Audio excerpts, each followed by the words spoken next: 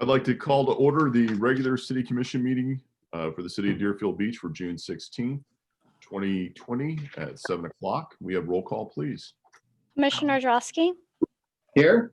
Commissioner Hudak, Here. Commissioner Preston, Here. Vice Mayor Parnes, Here. and Mayor Gantz. Here.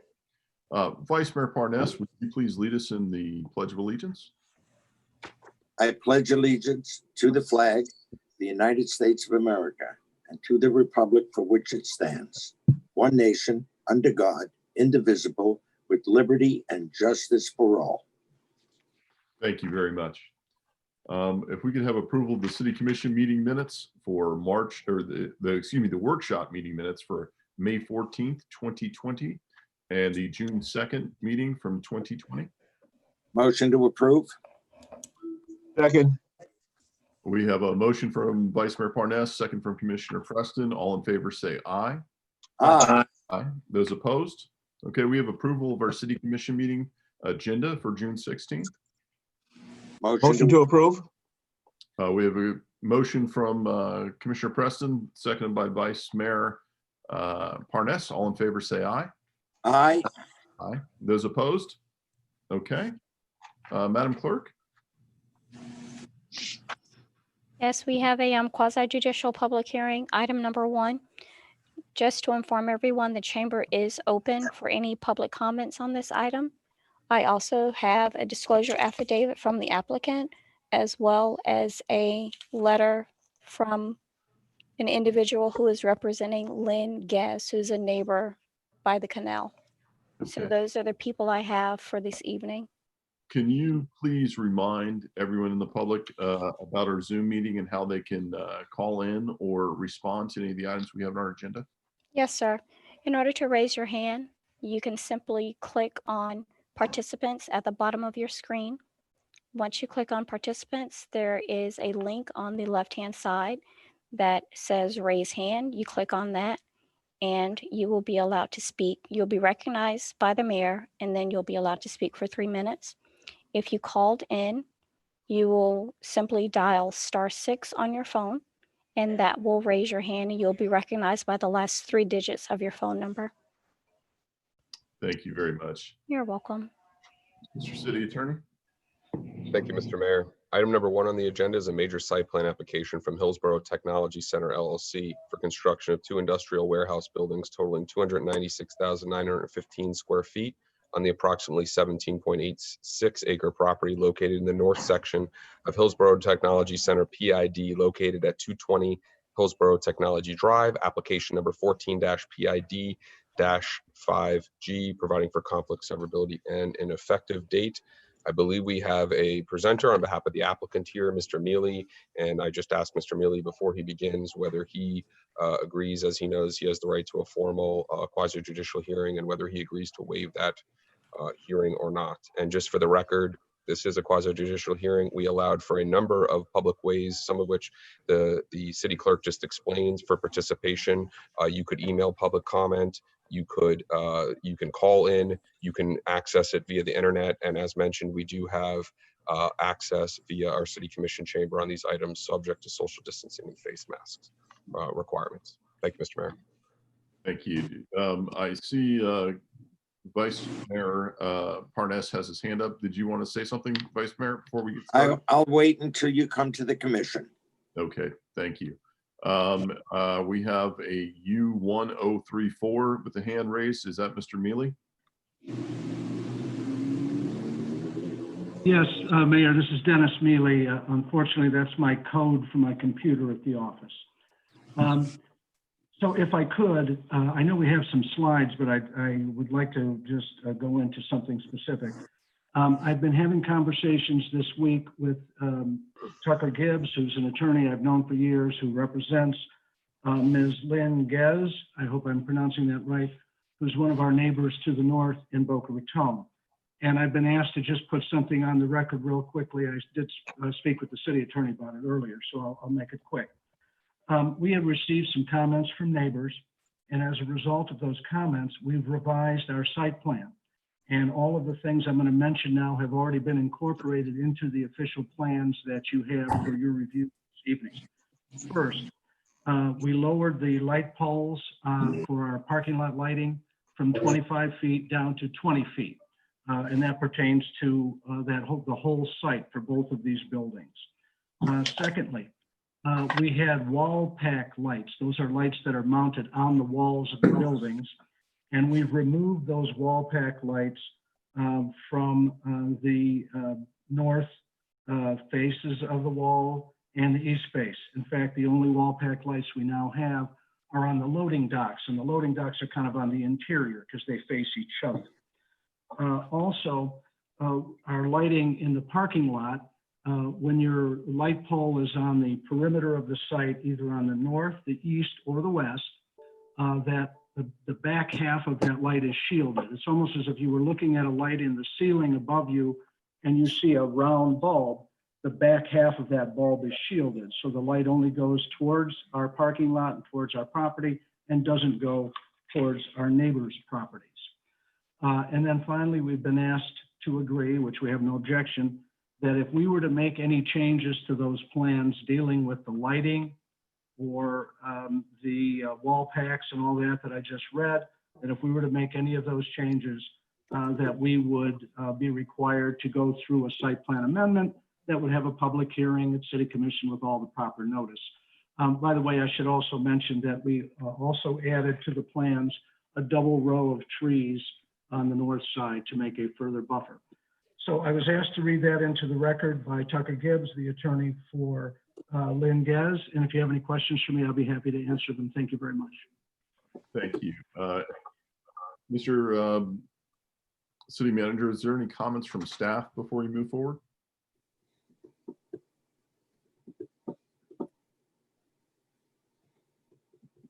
Thank you, Mayor. Dave Santucci, City Manager. I'd like to turn it over to Eric Power for any comments on the review of this application. Okay. Mr. Power? Thank you. Good afternoon or good evening. Eric Power, Director of Plan Development Services for the City of Deerfield Beach. This is the final phase of a long project called the Hillsborough Technology Center, in which the applicant has come to the City of Deerfield Beach multiple times to develop this parcel, which was previously a golf course. They have come to the city for land use change, rezoning, and site plan. This is the final application that they are submitting to the city for the last two buildings. The what Dennis Milley said was correct. That the applicant did go to the Planning and Zoning Board. There was comments from residents in Boca Raton. The applicant then came back to the City of Deerfield Beach Planning Department and revised the plan for an additional row of trees and to change the lighting. And now this item is being brought back before you. There are no outstanding comments. Okay, thank you very much. Is there anyone from the public who would care to comment on this item? Has anyone written in, Madam Clerk?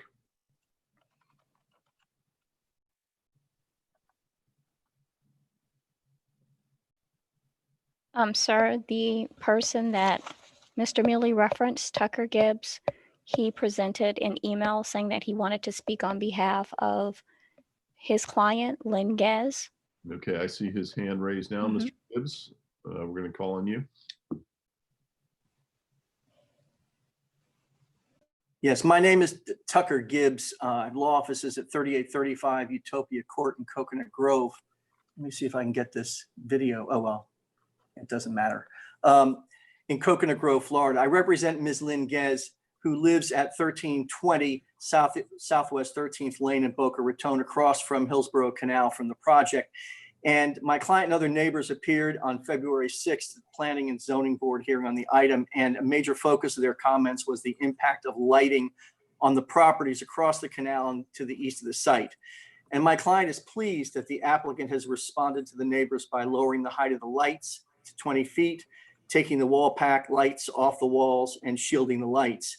In addition, I just want to thank Mr. Mealy and Mr.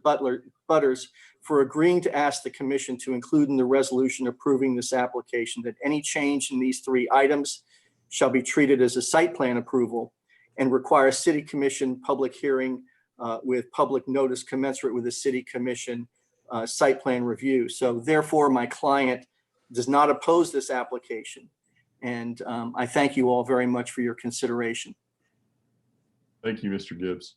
My understanding, we have people in the chamber that would like to speak. We have the first person come up and give their name and address for the record, please.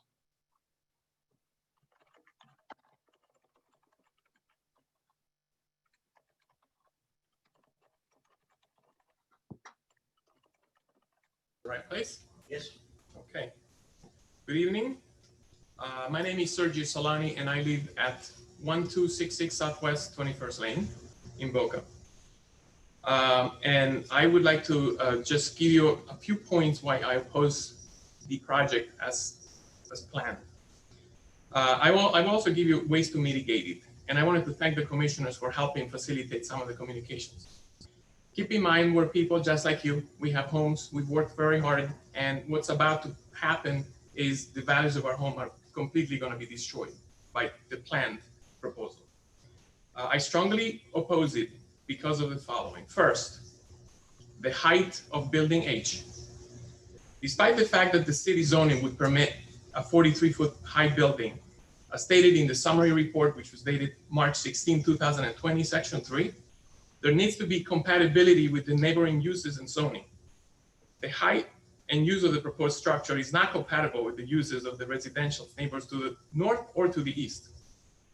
How is a 43 high building that's going to be producing noise, going to be producing light, compatible with a quiet residential neighborhood? It is as high as the Hollywood sign. Just picture that behind your house, okay? There's a mitigating factor. However, this is a possible solution. We're going to work together, okay? Building C, which is part of the plan already, is 24 feet in clearance. Make building H the same height. And the plans show that, Mr. Butters testified that the inside clearance is of 32 feet of building H as currently proposed. Why are we going to 43 feet, even in the current proposal of a 32-foot high building from the interior? Why are we going from 32 to 43? We can work on that. Second reason why I oppose it is because we should push back building H to accommodate a berm that makes sense. I understand the berm that is currently there is somewhat limited by the water management district. However, if we push back the building, if you notice in the plans, buildings D and C and D and F are closer than buildings G and H. We can bring H closer to G, and this way we can create some space and create a burn so that the neighbors to the north are not going to be harmed by this as much anyway. Third point is the trees. We're very happy that progress has been made. Like Mr. Mealy, mentioned, he added a double row of trees, and it's a great improvement. However, the trees are not tall enough, honestly. They're looking to put 14-foot trees. They should really put much taller trees so that they're able to cover the area much better. Sir, would you like one more minute? I would like one more minute if possible. Yes, go right ahead. So, I'm concerned because of the fact that the noise and the light, I know that there's improvements on the lighting front as well, but nothing on the noise. I want to point out that, there's situations where actually there's been some sounds of races going on in that particular property. In the past, in February, it was denied that ever happened. However, on May 17, it happened again. The lights were shut out. We went out, we took the video, and we called the police so that they were able to confirm whether or not there's races that are happening there. I don't know who it is, whether it's people from that work there or it's the neighbors, I'm not sure, but these kind of noises are happening. So we need to look at better security. And I foresee that as planned, there's going to be noises when there's going to be trucks that are going in and out that are so close to our homes that is really going to damage our value. Thank you very much, sir. Your time is up. Thank you. I appreciate it. Mr. Mayor, before you go to the next public speaker, sorry for the interruption, but because it may affect the way we proceed in this proceeding, I did not hear from Mr. Mealy yet, and he may have had a presentation he wanted to present first, whether he waived the quasi-judicial proceeding or not. So I would just request if you could redirect to Mr. Mealy so he can address that and then the presentation. And if the speaker has anything that just spoke, has anything they want to follow up on after the presentation, you give them a short limited time period to do so. Thank you. Not a problem. So we'll pause the public to be heard right now and give the gentleman an opportunity to come back after the presentation. My apologies. Mr. Mealy? No, not at all. Thank you, Mayor. I will waive the quasi judicial proceeding, and I do have some PowerPoint slides that I'm hoping the city clerk has handy. Okay, so let's start with that. So this is the master plan for the property. This was approved, as was pointed out earlier, as part of a rezoning to the PID industrial zoning district. And you see all the buildings laid out here. We are doing the two northern buildings tonight, G and H. The site plan matches this master plan exactly. The building's height is the same height as shown in the master plan. The position and location and setbacks of the building are exactly as shown in the master plan. The only thing different between the site plan this evening and the master plan is the things we added, the extra trees, the reduction in the light poles, although I don't know that a master plan would have shown light poles anyway, but it does show trees. So there are no variances tonight. There are no deviations from code in any respect. And then you see on the upper left in the green area with the white text, the additional items that we did, as I mentioned earlier in my comments. If we could go to the next slide, please. So this is just zeroing in now on the northernmost portion of the property. And I know you can't see it, but off to the right, there's existing trees. If you're looking at this drawing, you got the Hillsborough Canal along the top. You've got Building H in the middle. On the right, you have the northern end of the lake that we have put in on the property. On the east side of that lake, there are trees. On the west side of the lake, there will be trees. On the north side, and then you see the double row of trees going all the way across the north edge of the property. And then I'm not sure, is there one more slide perhaps?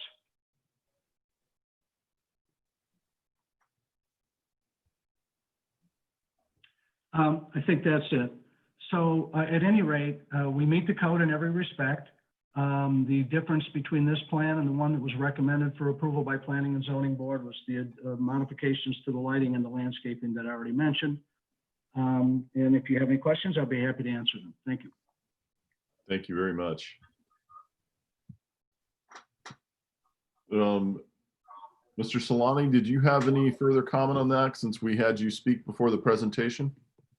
Give you an opportunity to finish up your thoughts or add anything further? Thank you, Mr. Mealy, for pointing out it is true that there's no deviation from the master plan. However, the master plan, there was zero notice to the neighbors to the north about the master plan. If you recall, we were not notified about it, so we were not able to speak against it. And we're talking about one of the, what we're asking is to use the same height that you use for building C, for building H. That's all we're asking. It's consistent with what you already have in your plan. However, instead of making an enormous building behind our homes, work with us. Work with us. You know, again, we're being damaged by what you're doing.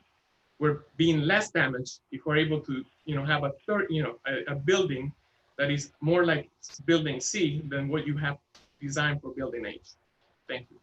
Thank you very much. Is there anyone else from the public that care to speak on this item? Just need your name and address for the record. Sir, you can go ahead.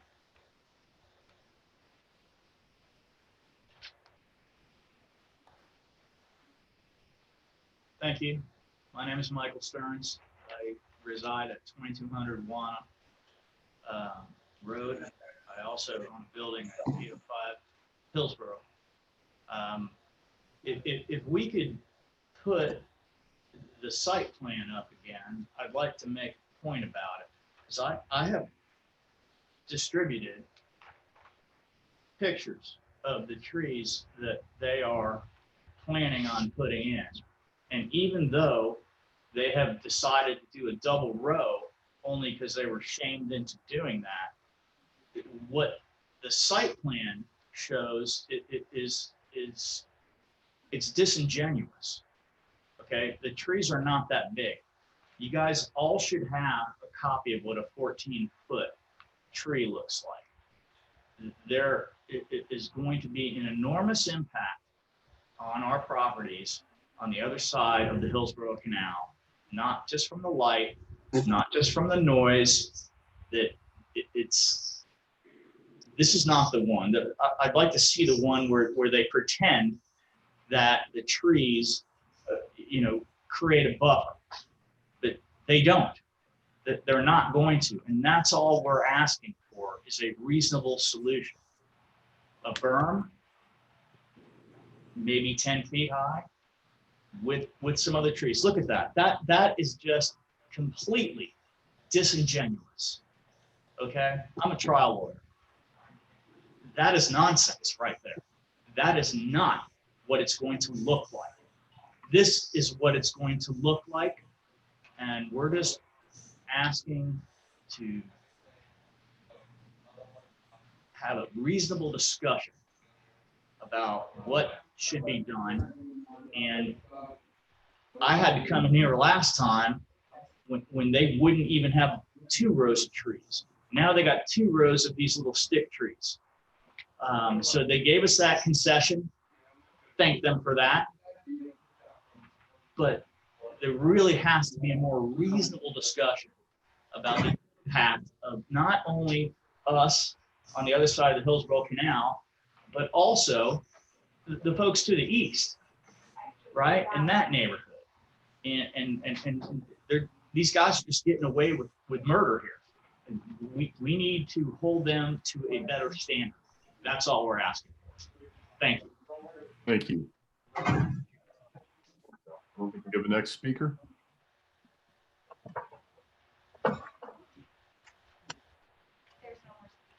There's no more speakers in the chamber? There's no more speakers in the chambers, Mayor.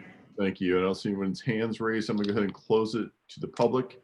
Mr. Mealy, Mayor, would you like me to respond to some of the comments? please.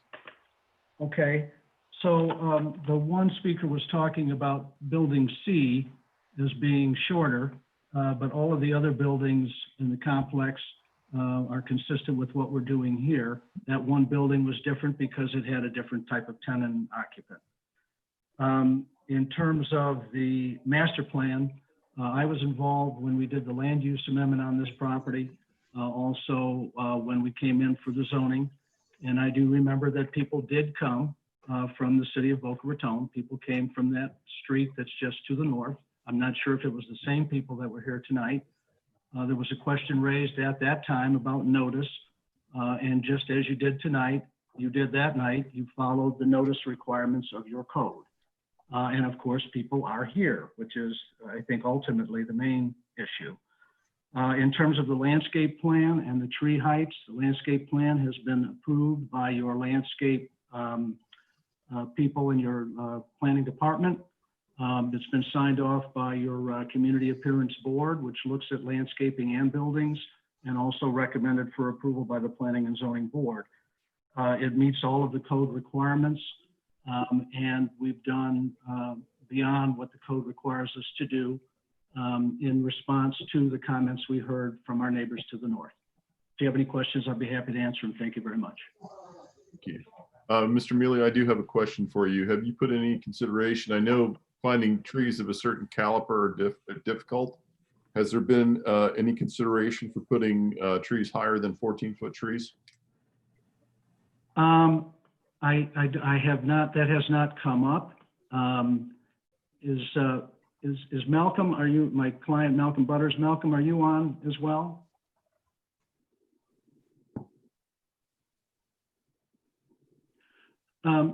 Mayor, we will work with your staff to see if we can find bigger trees than the 14 feet. What type of I'm not sure what's available. What type of trees are those, Mr. Mealy? I think that they are largely oaks. That's what I. Mr. Power, our landscape architect's not with me tonight, but I think they're largely oaks. But certainly if we can find taller ones, we will do so. Okay. I'm going to close it to the public at this point. Vice Mayor Parnas first, please.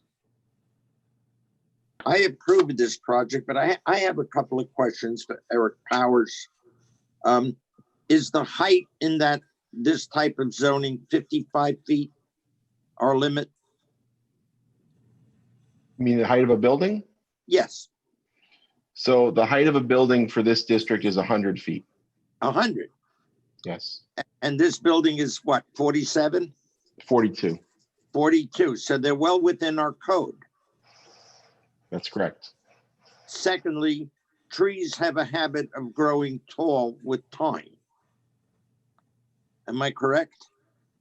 That is correct. These are oak trees. They're 14 feet tall, which is the requirement for this district to install for perimeter landscaping, and oak trees definitely tend to grow. And I'm going to ask the city clerk, have we had any complaints from the people to the east? No, sir, we haven't received any complaints regarding the project. Thank you. So the neighborhood to the east, we've had no complaints. They're in compliance with our laws. The site plan has been approved, and I strongly urge the commission to approve this project. Thank you, Vice Mayor. Commissioner Hudak? Thank you, Mr. Mayor. Couple of questions. Oh, first of all, I've worked with Mr. Solani on this for the last couple of months. And I do want to thank Mr. Butters and Mr. Neely for addressing the light situation, because that has been a challenge. And I'm glad to see we were able to come to a solution on that. That's tremendously appreciated.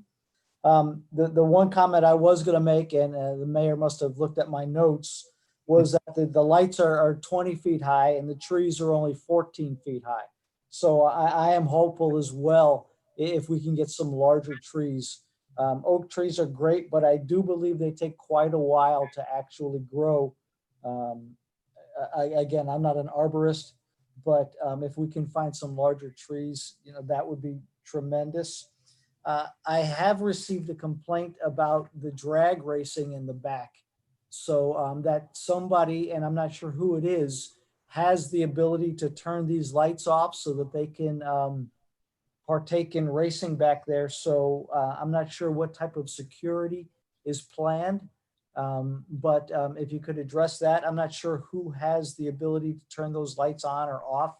So if you could address that, it would be tremendously appreciated, sir. Thank you very much, Commissioner. Commission, any other comments? I do want to say for the record, and I did speak to Mr. Mealy today. He called me regarding this project. The tree issue, and I know the problem is and look, I was here back when we made this change from the Deerfield Beach Country Club to what it is now. I opposed the land use change at the time. Once that battle was lost, moving forward with this project in its entirety, I supported, and it's turned out to be a good thing for the city of Deerfield Beach, and they've done a good job. And we found Mr. Butters to be an outstanding owner there, and has worked really well with both the neighbors and the city. And I hope that continues here. We cannot solve all the problems that I think have been presented, but I am very sensitive to it. Even though these residents are not ours, they are our neighbors, and we want to make sure we're doing what we can to try to support it. So I appreciate what's been done so far to try to mitigate that. What I have seen in the past, when we put requirements for development that said you need to have a tree of a certain size, sometimes what you run into is the fact that they simply cannot be obtained because of that height. Becomes a problem. The money works itself out, but the actual obtaining them and making it a requirement becomes problematic. So that would be my concern on the fly, for us to tell him you must put them at a higher height to put those in there. If the concern is, and it's a good point made by Commissioner Hudak regarding how fast an oak tree would grow, if there is something we can put in that would give them more coverage, that would certainly be something that I would hope we could do. Commissioner Preston? It is important in situations like this that we consider our neighbors. They're right across the canal. But we also must keep in mind that we have a set of, our code has standards to it. And the challenge comes from us is did the applicant meet those standards? And then aside from that, if the standards have been met, was there anything extra to try to bring about a better relationship with the neighbors? And I think that was done. And I don't know that we'll be able in any situation to have every concern met so that everybody would be satisfied. What I ask myself is, did our staff, did they carefully look at this? It appears that they did, to me. And that they went over and beyond, because there were some challenges with people who do not live in the city of Deerfield Beach.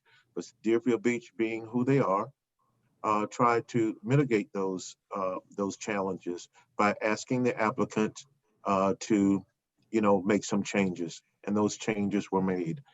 And so I'm comfortable with our staff and what they have done. And so I'm going to make a motion that this be approved. Okay. Second. We have a motion from Commissioner Preston, second from Vice Mayor Parnas. We have roll call, please.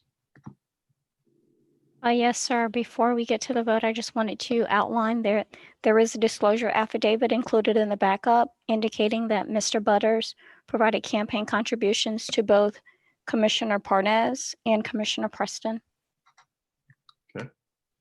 And Madam Clerk, before you do the roll call, I just want to also note that I know Mr. Stearns referenced a picture that was provided via email to the commissioners regarding the picture of the tree. So you do have that in your email to review as well.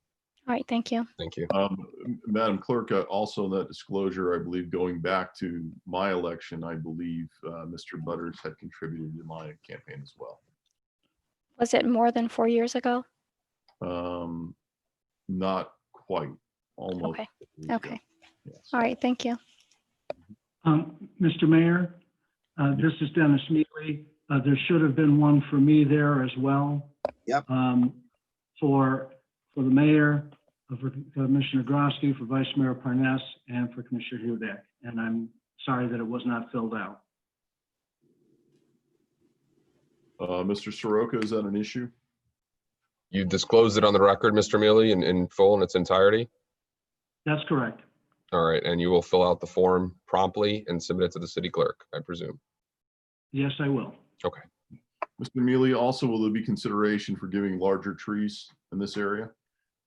Yeah, I see my client, Mr. Butters, in the chambers. He looks like he's looking up at the TV. But yes, we will, if we can find bigger trees, we will absolutely do so. Okay, thank you. Roll call. Roll call. Commissioner Drosky,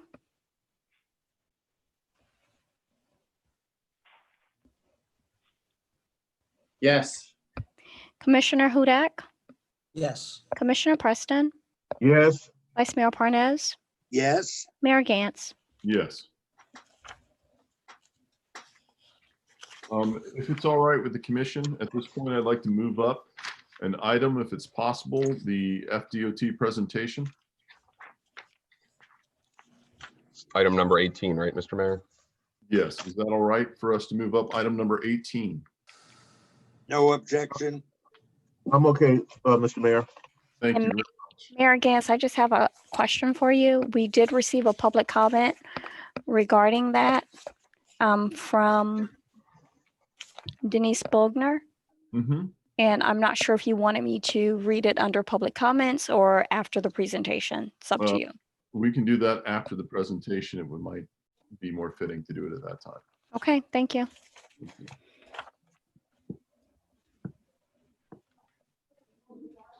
And I know we have some people from FDOT here. Mr. Yes. Boston? Can you hear me? That's fine. Yes. Mr. Schwab, Mr. Boston? Yes. Very good. Good evening, Mayor Gans and City Commissioners. I'm Rob Boston with the Florida Department of Transportation. I'm here with Phil Schwab the team leader for RS&H is a consulting firm performing the Southwest 10th Street Connector Project Study. I want to thank you for the opportunity to present on a project that we recognize is very important to the city of Deerfield Beach and to the region. I also want to express my appreciation for the time of both Mayor Gans and Commissioner Drosky, along with the city staff who have provided over the course of this project. Your input is greatly valued by the FDOT. It's been 3 years since the FDOT received a request from the Broward MPO as a priority project to begin this project development and environmental study. We have made considerable progress, including many modifications and improvements to the project. We are 3 years away from possibly the first shovel in the ground, and we still have a long way to go. I'm sure you're aware we've received numerous inquiries about the project. The public is eager to learn about the project status and the improvement we have made over the last 6 months. Although the COVID-19 pandemic has had widespread impacts, the project team has continued to work on the project.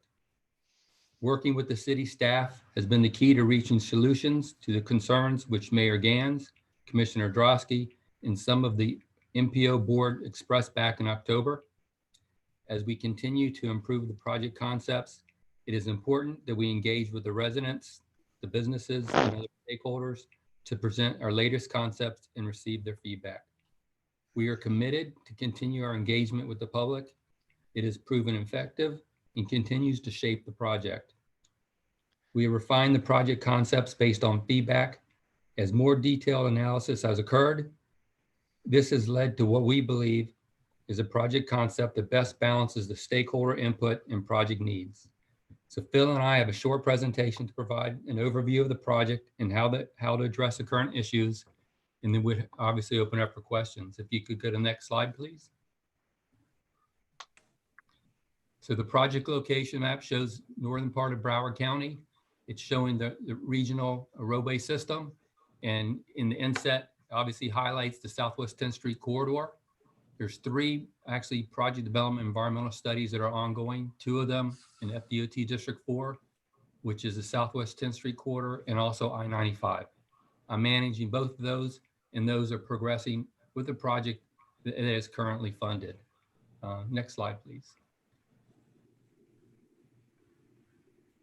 Okay, I'm sure many of you are familiar with back in 2015, the Broward MPO, along with the city, formed the Community Oversight and Advisory Team. They spent a lot of community outreach and time and effort to develop recommendations, 18 basically co-recommendations, which were provided to the MPO and approved, passed along to FDOT, in which we used as our guidance in developing the project and the refinements. Next slide, please. So the code recommendations were really used from the beginning to develop our purpose and need. We have basically 5 main purpose items. First, as far as the strategic intermodal system connectivity, it is a major a corridor between Sawgrass Expressway, where it ends at the Turnpike, and I-95. So it's important as far as enhancement to intermodal and economic development. We also know how important it is to address the local Southwest 10th Street needs itself and the congestion on that roadway. There's currently a high crashes along certain areas of that, certain portions of it. So we'd like to address both the safety and operational issues that are caused by congestion. And certainly not least, due to the congestion, we'd like to enhance the emergency response times, as well as recognize that this is an important evacuation route. Next slide, please. So I'd like to go ahead and, as we get into a little bit of the project details, turn it over to Mr. Phil Schwab. If you could allow him. Thanks, Rob. Hopefully everybody can hear me. And Heather, I apologize, but we have a lot of animation coming up, so we'll try and get through this quick. And I do want everybody to realize we have a few webinars coming up, project information webinars. So they're going to get into a lot more detail of some of these topics. So since we know you have a jammed agenda, we are going to give you some of the highlights and answer any questions that you may have. So just real quick, I wanted to cover that we're really looking at two facilities within the corridor. One, a connector road, as Rob mentioned, that'll take you from Sawgrass to 95 at a higher speed, limited access. And then the other is the local street, which will be a much lower speed and accommodate bicycle and pedestrians. So can you go to the next slide? And Heather, if you don't mind, just click a few times because the PD&E history, the public engagement has been very active as far as making changes to the project. One second. The first workshop that we had back in April of 2018, we had a couple of alignments and we had a fully depressed section. So from that, the project settled in on a northern alignment moving forward, but also to look at a range of options from the fully depressed to partially depressed and even a no depressed. So when we got to the alternative workshop number 2, some of the big topics that had come up besides everyone evaluating and looking at the different alternatives was that we needed to allow trucks in the connector lanes. There was an overpass at waterways that should be addressed, as well as the collector lanes being told, or connector lanes, sorry, that's a typo. But after we got out of that workshop and evaluated everything, the FDOT selected the westbound depressed ramp as their preferred alternative when we were heading to a public hearing. We thought we had done a fair enough job trying to address all the comments and balance everything. But if you click 2 more times, Heather, at that October meeting, there was a lot of concerns that were raised by both the city and some of the MPO members that we really weren't addressing all the needs and meeting expectations. So we decided to postpone that public hearing. And if you can go to the next slide. One more, there you go. And go ahead and click it 5 times. So we met with the city, as Rob mentioned, over the last 6 months. We've been meeting and getting an understanding of what all the concerns were so that we could try and address those. So just a real quick summary of those items that came out of those meetings were that the project, although it went from the Sawgrass to 95, it was connecting to the express lanes of 95 and not the general purpose lanes, which could exclude a number of cars and force them onto the local roads. Item 2, as far as needing a more complete street, there was concerns about some of the safety and multimodal aspects of the project. And the third item, which is a large item, was that there was not enough depressed section elements. Even though we were depressing the westbound ramp lane from the connector lanes to the local lanes and trying to keep it level in front of the residential areas in the middle of the corridor, there was a feeling that there should be more depressed roadway. And part of that depressed roadway, when we talked about what was the main reason for it, was to enhance the aesthetics and mitigate the noise along the corridor. The fourth item was that there was not enough green space. So we've developed an option to create more green space, and we have a couple of base changes that have also increased green space. And then the fifth item was wanting full access to and from the turnpike from Southwest 10th Street. So we don't have time to go into detail on all of these, but we have a couple of highlights that we'd like to brief you on. So the next slide, please. So this is just a line diagram. You're going to see this, and if you attend the webinars, you'll see it a little more often. It's just a high-level way to reflect some of the ramp movements that we're contemplating and that have been changed for the project. So what you see is the black lines that go from left to right on the screen are the local 10th Street, and the green lines are the connector lanes, and that's the northern alignment. So the connector lanes will be north of local 10th Street, and then over to the right is I-95 with the general use lanes in black and the express lanes in pink. So if you click it once, Heather, and then what happened was we were just connecting to those pink lanes. So we've developed new geometry and we've been able to accommodate, and if you click the next line, so when we're coming from the connector lanes to 95, you will have the ability to stay in those connector lanes and go directly to the general purpose lanes or the express lanes without getting onto the surface street of local 10th Street or going through the signals there. Same with coming from 95, you will have the option, if you're in the express lanes or in the general purpose lanes, to get into the connector lanes. And if you click it one more time, and so being able to do that really puts more traffic onto the connector lanes and removes it from the local lanes. So that was a a big positive. And that came out of really the mayor and Commissioner Drosky voicing concerns. And luckily we were able to make those type of changes. And as far as the interchange itself, the interchange, we're able to fit that within predominantly the footprint that's at the interchange and not raise it any higher to make those additional connections. Those connections to the general purpose lanes and express lanes are actually done a little bit north and south of 10th Street with what we call braided ramps in some of the locations. Click it again, please. So the next item was the complete streets. If you look at the section on the left-hand side, we had proposed 7-foot bike lanes on the local streets and also a 10-foot shoulder, which would accommodate the bike lane for the westbound traffic. So this is a graphic that you're looking east along the local 10th Street. What we had done was because the FDM, which is the Florida Design Manual, was modified and allows for flexibility that if we were to remove the bike lanes from the pavement and add a shared use path, if you click it, what you see on the graphic is the increase of the sidewalk. If you advance it one, there's a 12-foot shared use path now that we've introduced in the base concept. And this change not only allowed us to go with a 12-foot shared use path, but it also allowed us to increase green space. If you click it again, you'll see that we got a little bit more space as the buffer between the road and the sidewalk. But then also, instead of the paved shoulder, we were able to introduce an 8-foot sod and landscape strip between the local lanes and the connector lanes. Next slide, please. And can you click it 2 more times? So this is that same line diagram, but what I'm pointing out here are the ingress and egress ramps from the local 10th Street to the connector lanes.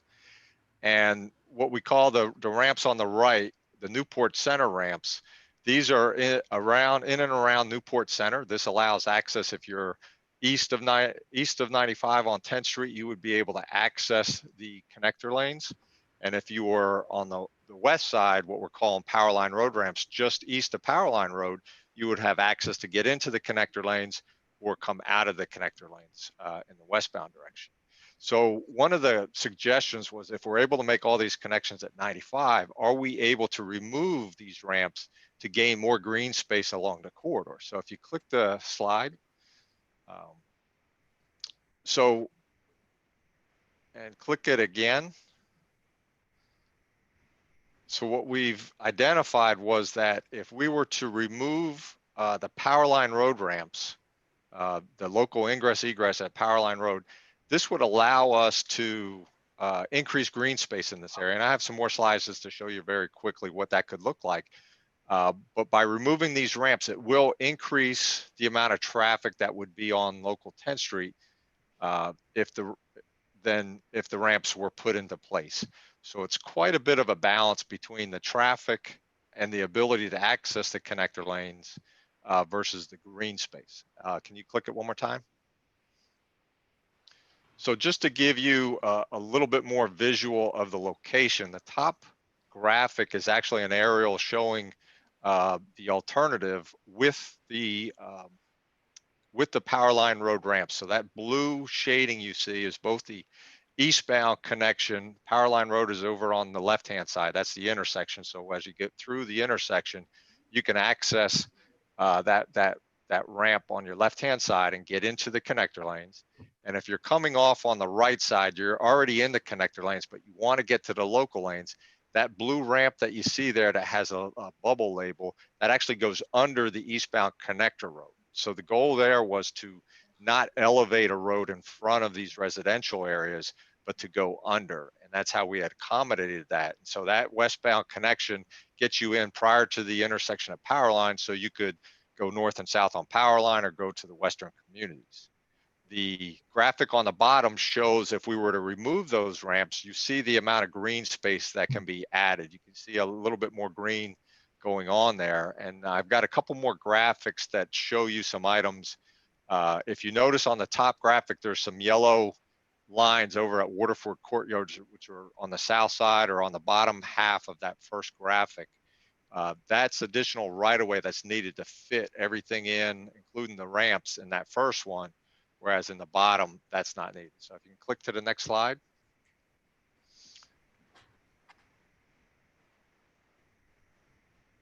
So the top is with the power line road ramps, and what we're showing is just the graphic from the roadside. If you were in the outside lane driving along, this is what you would see. The bottom is if you were driving on the outside lane without the ramp. So there's an increase of green space, and that road is actually about 45 feet away from the homes in that particular area. I've got some bullets in here that highlight the traffic.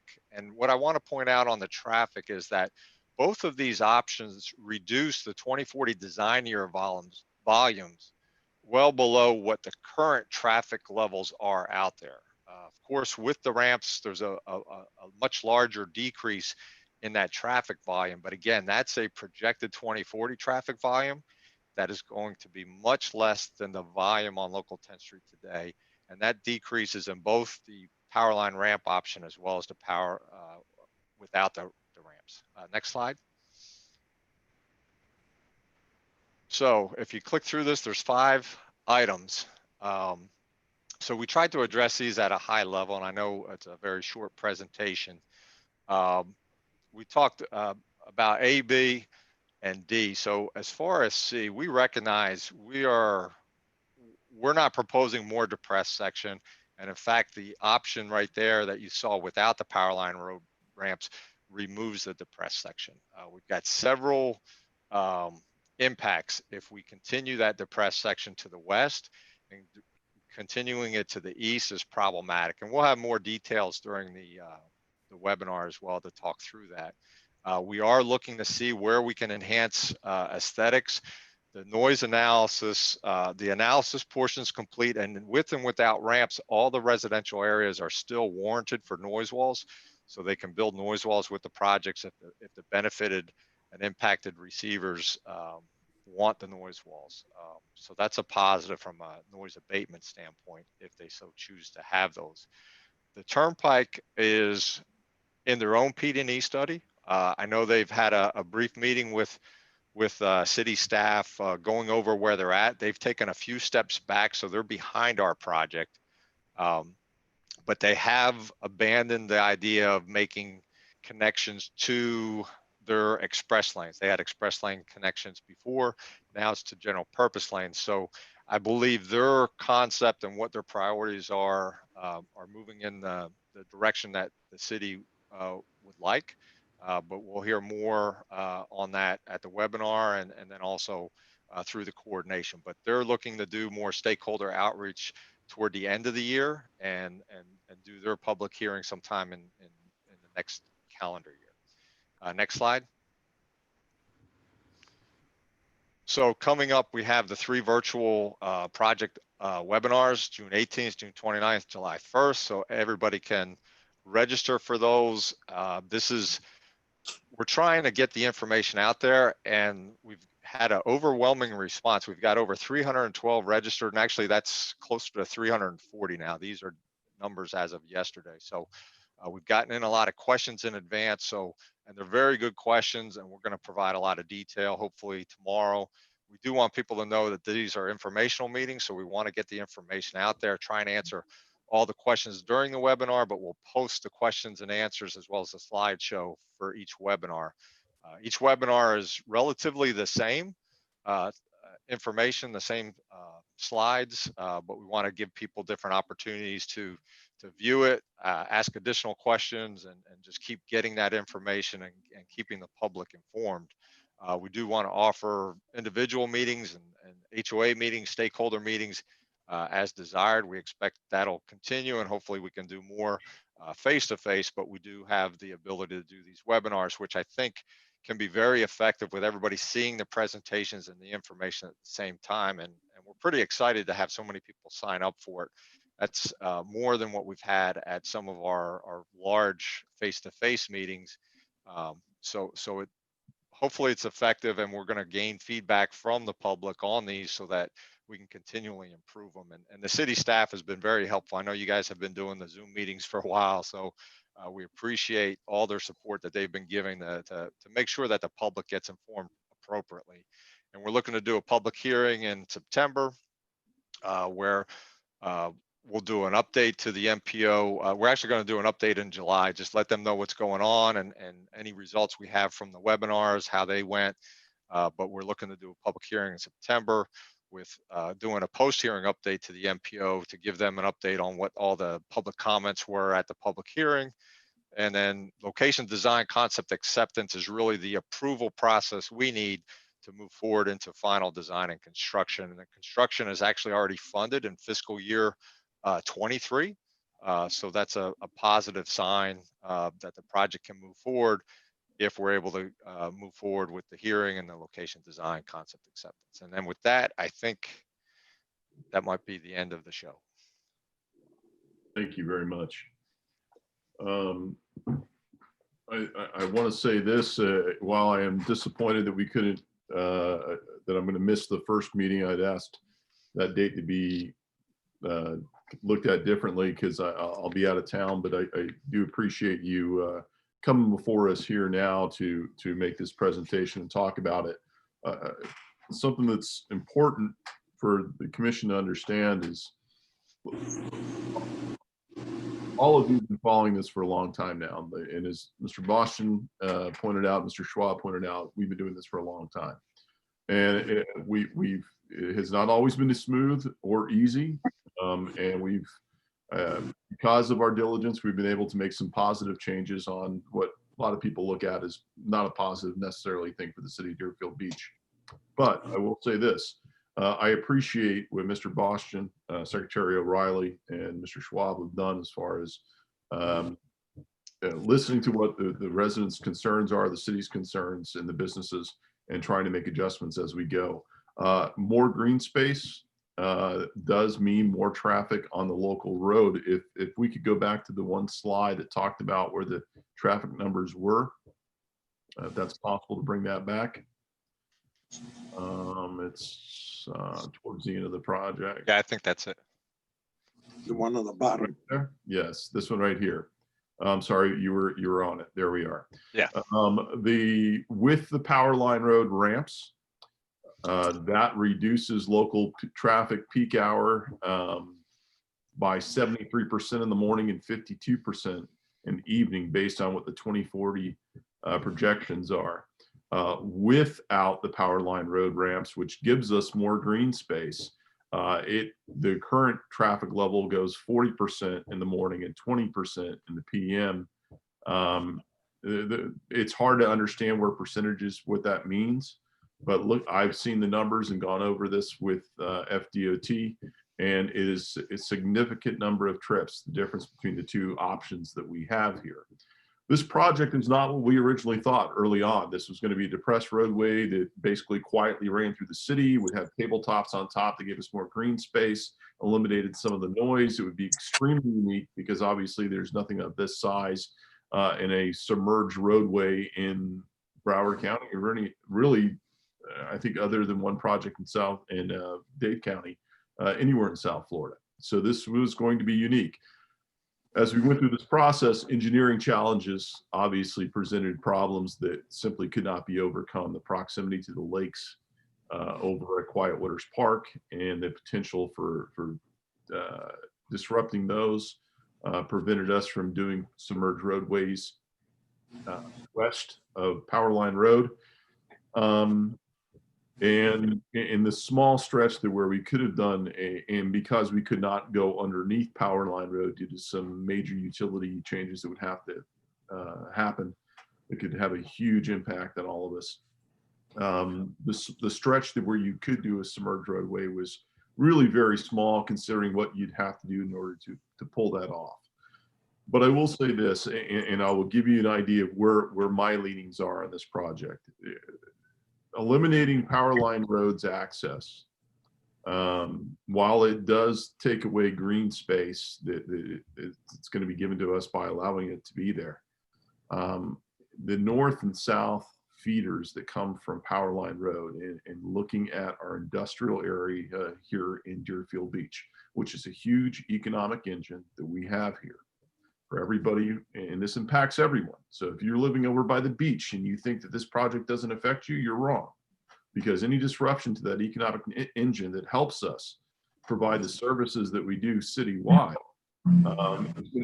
anything that disrupts that is going to be a big negative for us. So one of the things we said early on with this is we wanted to make sure that our local businesses had the same access as others. Without the Powerline Road ramps, in my opinion, we lose that. That's something that I think should be considered. The fact that it lowers the traffic level in the morning and the evening significantly on the local road is something that should be looked at and not overlooked. And the idea of green space, while it sounds great, you're actually adding more traffic on the local road than what you think. So I appreciate the gentlemen for all their hard work in putting up with us badgering, berating, and not being satisfied most of the time with what's going on, but I appreciate all their hard work they put into this. I'm disappointed I won't be there for this first meeting, but I will certainly be there. This will only be, out of all the meetings we've had, I think this is only the second one in 3 years that I've missed, but I look forward to hearing the feedback over the next few months from everyone out there. Commissioner Drosky, I see your hand raised. Yes, am I off mute?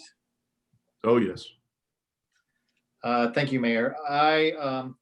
Let me start as well also by thanking Mr. Bastian and Mr. Schwab, Secretary O'Reilly, for listening to us and hearing our concerns. I've told Mr. Schwab, privately, and now I'll tell him publicly that I think he's got an issue with trying to explain the lack of depression along this corridor.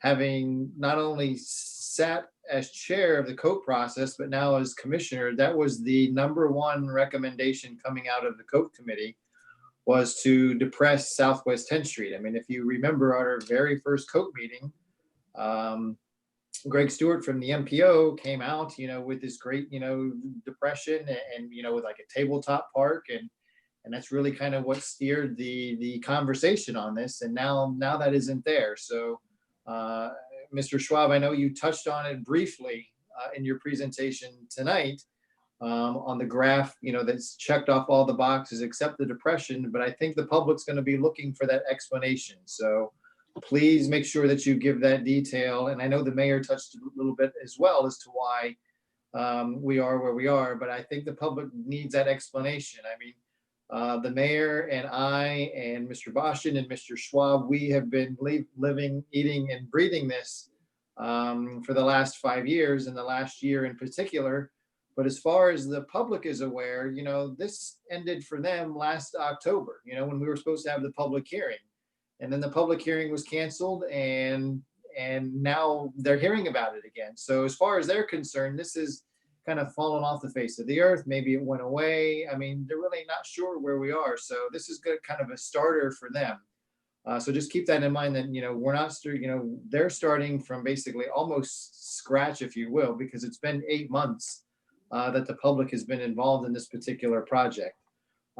So to everyone who attends these webinars, I in particular am very looking forward to the feedback with respect to these ramps, the with and without ramp scenario. If you live in Independence Bay, if you live in Waterford, if you live in Waterford Courtyards, if you live in Waterways, I'm really looking forward to your feedback, because those ramps would either give you access to the express lanes or they would not. And there are trade-offs for this. If you want access to the express lanes from 10th Street, from those communities, you're going to have a project that has a bigger footprint and less landscaping.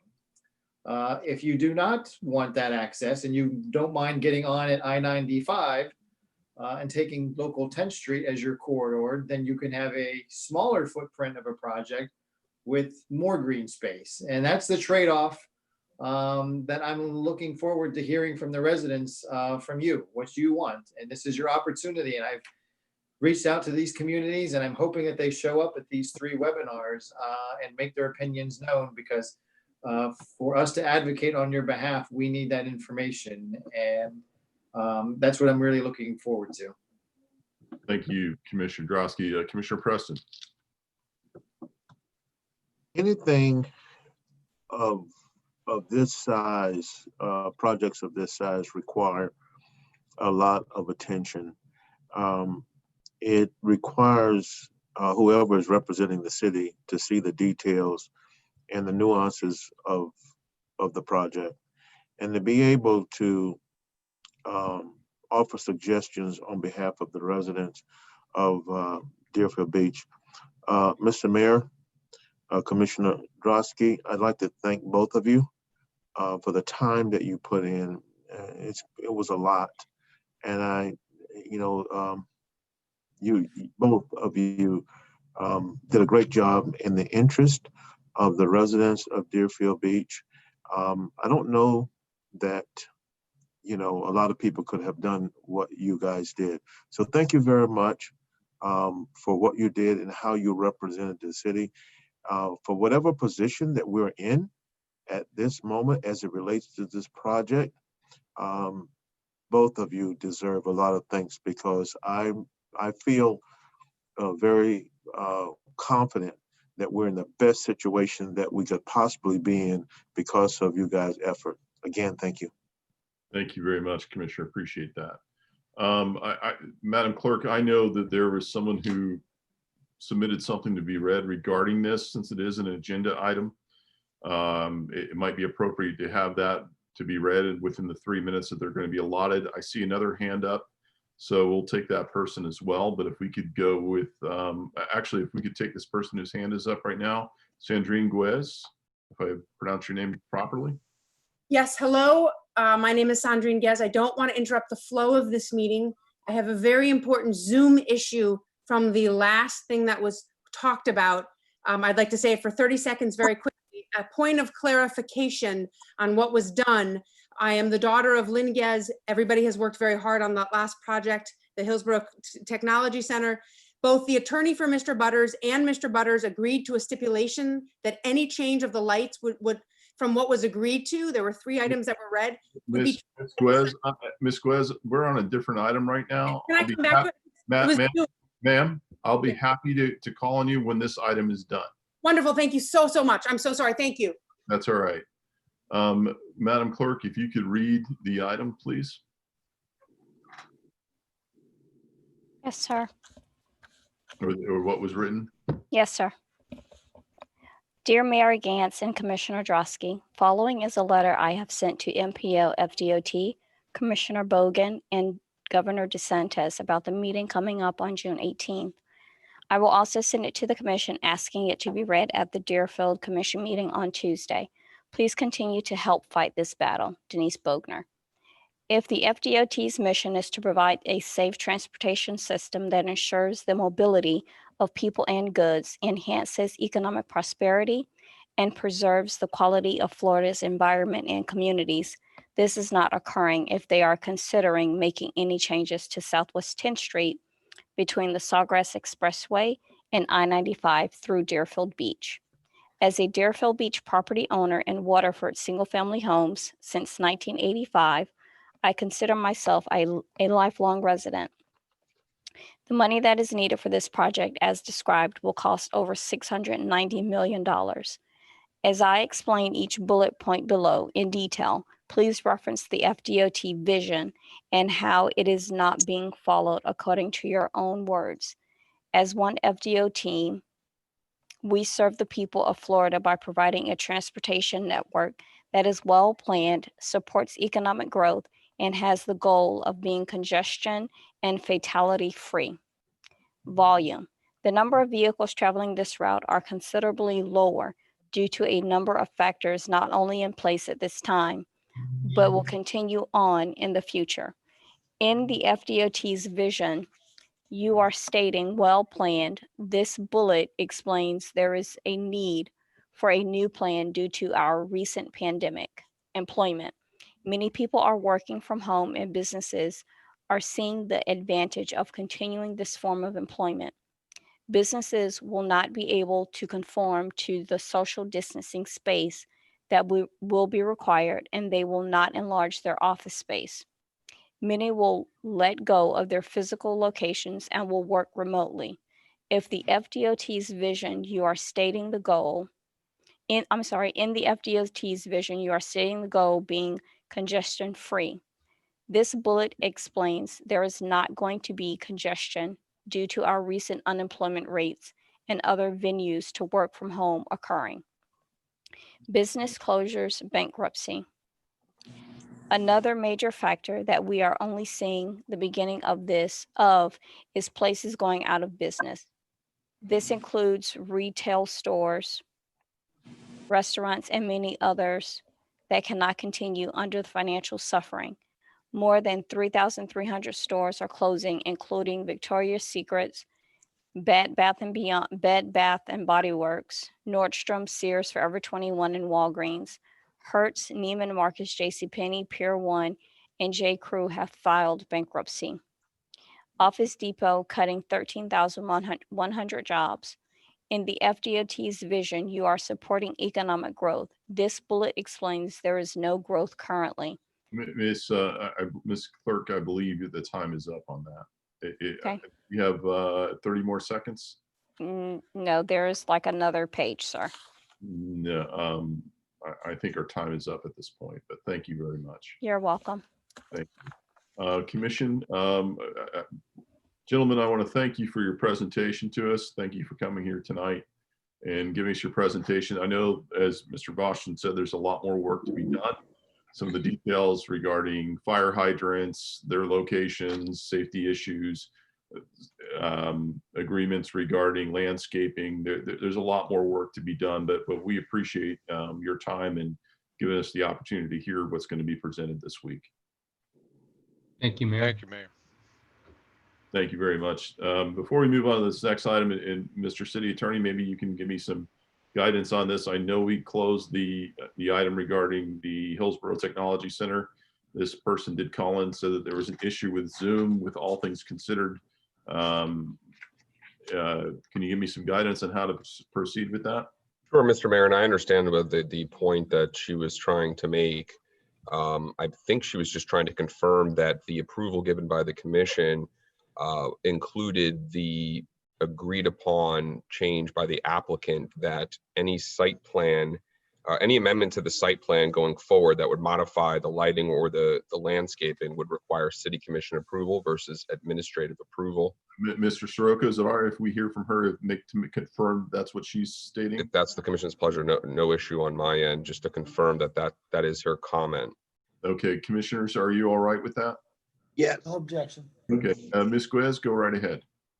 Thank you so very much. I am grateful. That's exactly right. Just that clarification that what had been stipulated and agreed to by both the attorney, Mr. Butters, would be treated as such, as a site plan approval by City Commission, because everybody had agreed. Thank you so very much. Okay. Yeah, so it was my understanding that that was the agreed upon, but it wasn't, the motion was not as amended. So just to be safe and to make sure it's in the record, what I would suggest at this point is just to revote with the understanding that you are moving this application, you are voting on this application. This is application 14-PID 5G Hillsborough Technology Center buildings G and E, item number 1 on the agenda, with that stipulation and amendment, because it wasn't clear when we did the vote previously that going forward, so this would be a condition of your approval tonight, going forward, any future amendments to the site plan for that location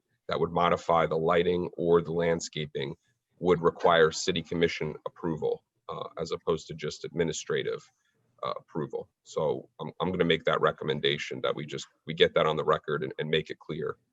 So do we need to have it reopened to make another motion? Yeah, I would do the motion. I don't think you need to reopen public comment or anything like that. I think that was clearly articulated in part of the discussion and up front. I think it was one of the first things that was said as part of that discussion. So I would just suggest a new motion with a new vote. Commission? make that motion with that stipulation. We have a Second. motion from Commissioner Hudak, second by Vice Mayor Parnas, for the amended reconsideration.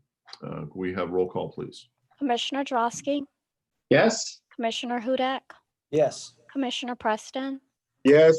Vice Mayor Parnas, Yes. Mayor Gantz. Yes. Okay, thank you. And I think the record's clear now. We're now on item number 2. Resolution of the City Commission of the City of Deerfield Beach adopting and authorizing submission of the Community Development Block Grant 5-year consolidated plan for fiscal years 2020, 2021 through 2024, 2025, adopting and authorizing submission of the CDBG annual action plan for fiscal year 2020, 2021, providing for implementation and an effective date. And this is a public hearing. Okay. Staff, do you have any comments, a presentation? Yes, Mayor, thank you. For item number 2, which requires the public hearing to meet the federal CDBG requirements, I do have Ms. Placid Picard to speak on behalf of the item. In addition, I have her available to speak on item 3 when we get to that one as well. Ms. Placid Picard. Good evening, Mayor Gantz, Vice Mayor Parnas, Commissioners, Vicky Placid Picard, Community Development Director. The item before you tonight is the city's 5-year Community Development Block Grant Consolidated Plan and Annual Action Plan. As you know, CDBG is a federal entitlement funds that the city receives annually to primarily benefit very low, and moderate income individuals and families to provide a suitable living environment, decent housing, and expand economic opportunities. So the consolidated plan, the 5-year plan, functions as a planning document for the city. It identifies long and short-term community development objectives, a strategy to follow in carrying out HUD programs, and an action plan that provides a basis for assessing performance. For FY 2021, beginning October 1st, the city will receive an allocation of $690,707. And in the backup, you saw the proposed projects, which include purchase assistance, and there's $252,566 set aside. Applicants can receive up to $50,000, so we'll be able to assist approximately 5 to 6 applicants. Our next project is a new playground over at Oviedo McKeithen Recreational Complex, $150,000. Home repair, $100,000, and also funding our programs with the Center for Active Aging for their senior transportation program, $25,000, the adult daycare, $15,000, senior health and wellness, $10,000, and 20% of our total allocation goes to planning and administration, which is $138,141. Upon your approval, this will be submitted to HUD, which is due to HUD August 15th. If you have any additional questions, I'm available. Thank you very much. Commission, any comments? Madam Clerk, has anyone written in on this item? No, sir. Is there anyone in the chambers to speak on this item?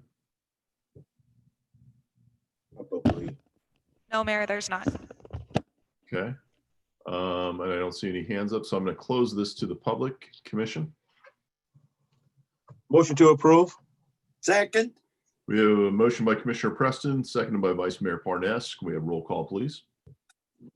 Commissioner Drosky, Yes. Commissioner Hudak, Yes. Commissioner Preston, Yes. Vice Mayor Parnas, Yes. and Mayor Item number- Gantz. Yes.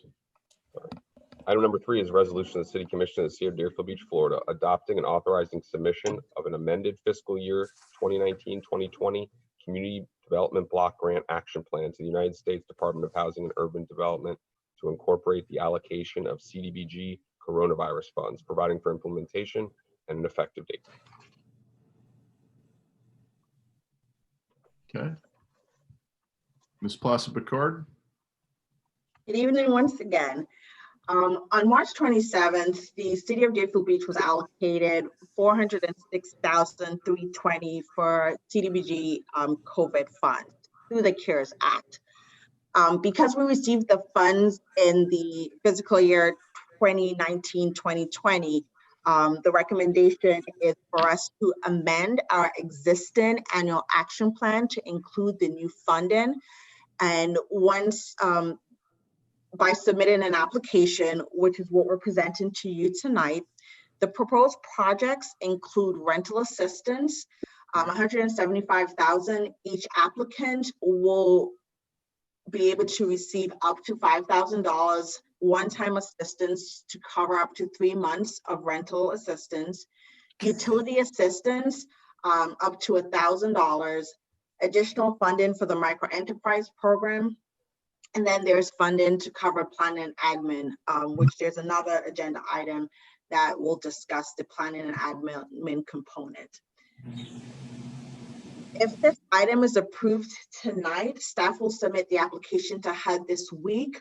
HUD has promised us a quick turnaround for the approval process and to execute the agreement, with the hope of being able to promote this program next week and start applications June 29th, as we know there is a need in the community for these funds. If you have any questions, I'm available to provide any responses. Thank you very much. Madam Clerk, is there anyone in the chamber to speak on this item? No, there's not. Okay, has anyone written in to speak on this item? No, sir. I don't see anybody with their hand raised. I'm going to close it to the public commission. Motion to approve. Second. We have a motion from Commissioner Preston, second by Vice Mayor Parnas. Roll call, please. Commissioner Drosky, Yes. Commissioner Hudak, Yes. Commissioner Preston, Yes. Vice Mayor Parnas, Yes. and Mayor Gantz. Yes. Item number 4 is an ordinance of the City Commission of the City of Deerfield Beach, Florida, amending the City Code of Ordinances, Chapter 66, Traffic and Vehicles, Article 2, Stopping, Standing, Parking, Division 4, Parking Areas, Section 66-76, Parking Areas Regulated, to provide for regulated parking on the west side of Northeast 20th Ave, providing for conflict severability, codification, and effective date. And this is second reading. Okay. City staff? Mayor, this item is the second reading to add. There are 4 parking spots that are located pretty close to the Cocoa Yogurt there on the S curve that we are adding to our inventory of metered spaces. These are on-street parking very close to the beach. If there's any additional questions, I'd be happy to answer them, but they're currently not in the inventory and we're looking to add them. Thank you. Madam Clerk, has anyone written in to speak on this item? No, sir, we do not have any comments. Has anyone in the chamber to speak on this? No, sir, there's not. Okay, I'm going to close this then to public. Not seeing any hands up. Commission? Motion to approve. Second. Motion by Commissioner Hudak, second by Vice Mayor Parnas. We have roll call, please. Commissioner Drosky, Yes. Commissioner Hudak, Yes. Commissioner Preston, Yes. Vice Mayor Parnas, Yes. Mayor Gantz. Yes. Item number 5 is an ordinance of the City Commission of the City of Deerfield Beach, amending Section 30-28 of Article 2, Civil Emergencies of Chapter 30, Emergency Services of the City Code, to provide for additional extensions of a state of local emergency, providing for conflicts, severability, publication, and an effective date. And Mayor, I think my office is one of the sponsors on this item. I did give a summary at the last commission meeting on first reading. This is on second reading now. This essentially makes permanent the City Commission's ability to extend states of local emergency for 30-day periods, as your code previously contemplated more of a hurricane scenario and allowed for a single extension. And then item number 6 right behind it would provide for that extension beyond the expiration tomorrow through 30 further days until July 17th, 2020. Excellent. Thank you, Mr. Soroka. Madam Clerk, has anyone written in on this item? Is there anyone in the chamber to speak on this item? No, sir, there's not. Okay, I'm going to go ahead and close it to the public then, commission. Motion to approve? Second. We have a motion from Commissioner Preston, seconded by Commissioner Hudak. All in favor, say aye. Aye. Those opposed? Okay, passes unanimously. Item number 6. Item number 6 is a resolution of the City Commission of the City of Deerfield Beach, Florida, extending the state of local emergency regarding COVID-19 until July 17th, 2020, authorizing the city manager to take appropriate actions and providing for an effective date. Okay. This is an extension. That's But correct. have an effect. Further extension. Excellent. Okay. Madam Clerk, anyone in the chamber or is anyone written in to speak on this item? No one in the chambers. And no one has written in. All right, I don't see any hands raised. I'm going to close it to the public. Commission. Yes, I have my hand up. Well, I just see your hand, but there we go. Okay. Vice Mayor Parnas. Yes, I think this is necessary. We've had an uptick in South Florida of cases, and I think we need to extend this into July. The lives we save are people we may know or be our constituents here, residents here in Deerfield Beach. And we don't need any more victims. Thank you very much. Is that a motion? Yes, a motion to approve. Okay, we have a motion from Vice Mayor Parnas. Looking for a second. Second. Second from Commissioner Preston. All in favor, say aye. Aye. Those opposed? Okay, passes unanimously. We are now at the public comment portion of tonight's agenda. Persons addressing the commission shall state his or her name and address and may speak for 3 minutes unless extended for 1 additional minute by the mayor. This is the public comment portion for non-agenda items. So if you want to speak on an agenda item, the time to do is when that item is called and public comment for that item is called for. This is for items that are not on the agenda for you to make public comment. And as a reminder, no comment shall be made related to the personal life or personal qualities of any person, and no language which would offend persons of ordinary sensibilities shall be permitted. And if I could just ask the Madam Clerk to just remind folks how they may let know that they would wish to speak at this time. If you called in via Zoom, at the bottom of your video, there is a participants button. Just push that button. It'll pop up on the right and you're going to click raise hand. If you called in via phone, just dial *6 on your phone and it will raise your hand and you'll be recognized by the mayor with either method. Thank you, Madam Clerk. While we wait for that, is anyone written in to speak? Yes, sir. I do have a speaker. Has anyone written in? Yes, sir. Okay, go ahead. And if you could read that, then we'll go to the speaker who's at the podium next. Okay. The citizen is Ann Battaglini. She says, good morning. I live in Deerfield Beach and have been a resident for over 35 years. I live approximately 5 miles from the beach. I love our city and especially love our beach. I have seen our beach go from a quaint beach with mom and pop motels to a more commercial beach with condos. It is kept up nicely and all the improvements that have been made is wonderful. However, I went to the beach this past weekend. I park in back of Firehouse 75 with my sticker and just walk along the sidewalk. What I saw this past weekend was so depressing of what our beach has become. There were tents up on the sand with 10 or more people under them, all over partying. Loud music from boxes that people will like a travel luggage bag. Dogs on the sand, etc. My one concern is that the public restrooms are closed. So where do these people go to the bathroom? Is this going to get like California? Why can't you have at least an attendant at the bathrooms by the firehouse that will allow 3 people at a time and that you must wear a mask to enter? I feel the beaches should be closed again. With the COVID rising, we must stop this. I always chuckled that to the left of the pier were the young kids having a blast, and to the right side of the pier were us older folks with families. I just feel it is getting out of control. Thank you for allowing me to vent my opinion. I will try to zoom in on the meeting scheduled for tomorrow at 7 a.m. Thank you very much. You're welcome.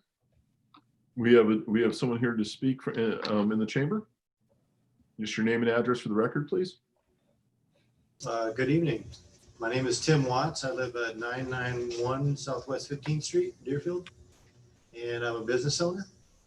And I just wanted to come here and say that I had an issue about the COVID lockdowns on businesses in the city of Deerfield. I'm a business owner, and it really wasn't related to my business. It was related to my way that I do my recreation and how I feed myself. And there was restrictions on dive boats that only had 8 passengers. And I addressed my city council member, and I was a bit angry. And let me tell you, he de-escalated that. He told me he'd go to work for me. And within a week, the result that I was looking for, he did it. He got it. So the capacity increased from 8 passengers to 16 passengers. Allows me to get into the water, reduce anxiety. I'm a service disabled veteran owned small business. I'm a disabled veteran, and we do a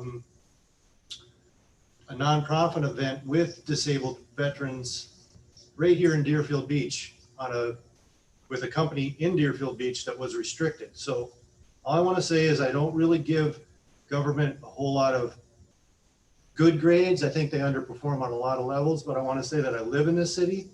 I love this city, and I'm very proud to say that Commissioner Preston heard my words, and he went to work, and he did a job that I can say that I support. And thank you so much, and that's the reason that I'm here. And I want to introduce Alex Esteban. However your procedures go, I'm done speaking. I just want to let him speak about what we're doing together through all of this with the increased capacity on this dive boat. So thank you. Thank you very much, Mr. Watts. Mr. Esteban, if you just give your name and address for the record, please. Yes, hello. I live in 4451 Northeast 16th Avenue, Oakland Park, Florida.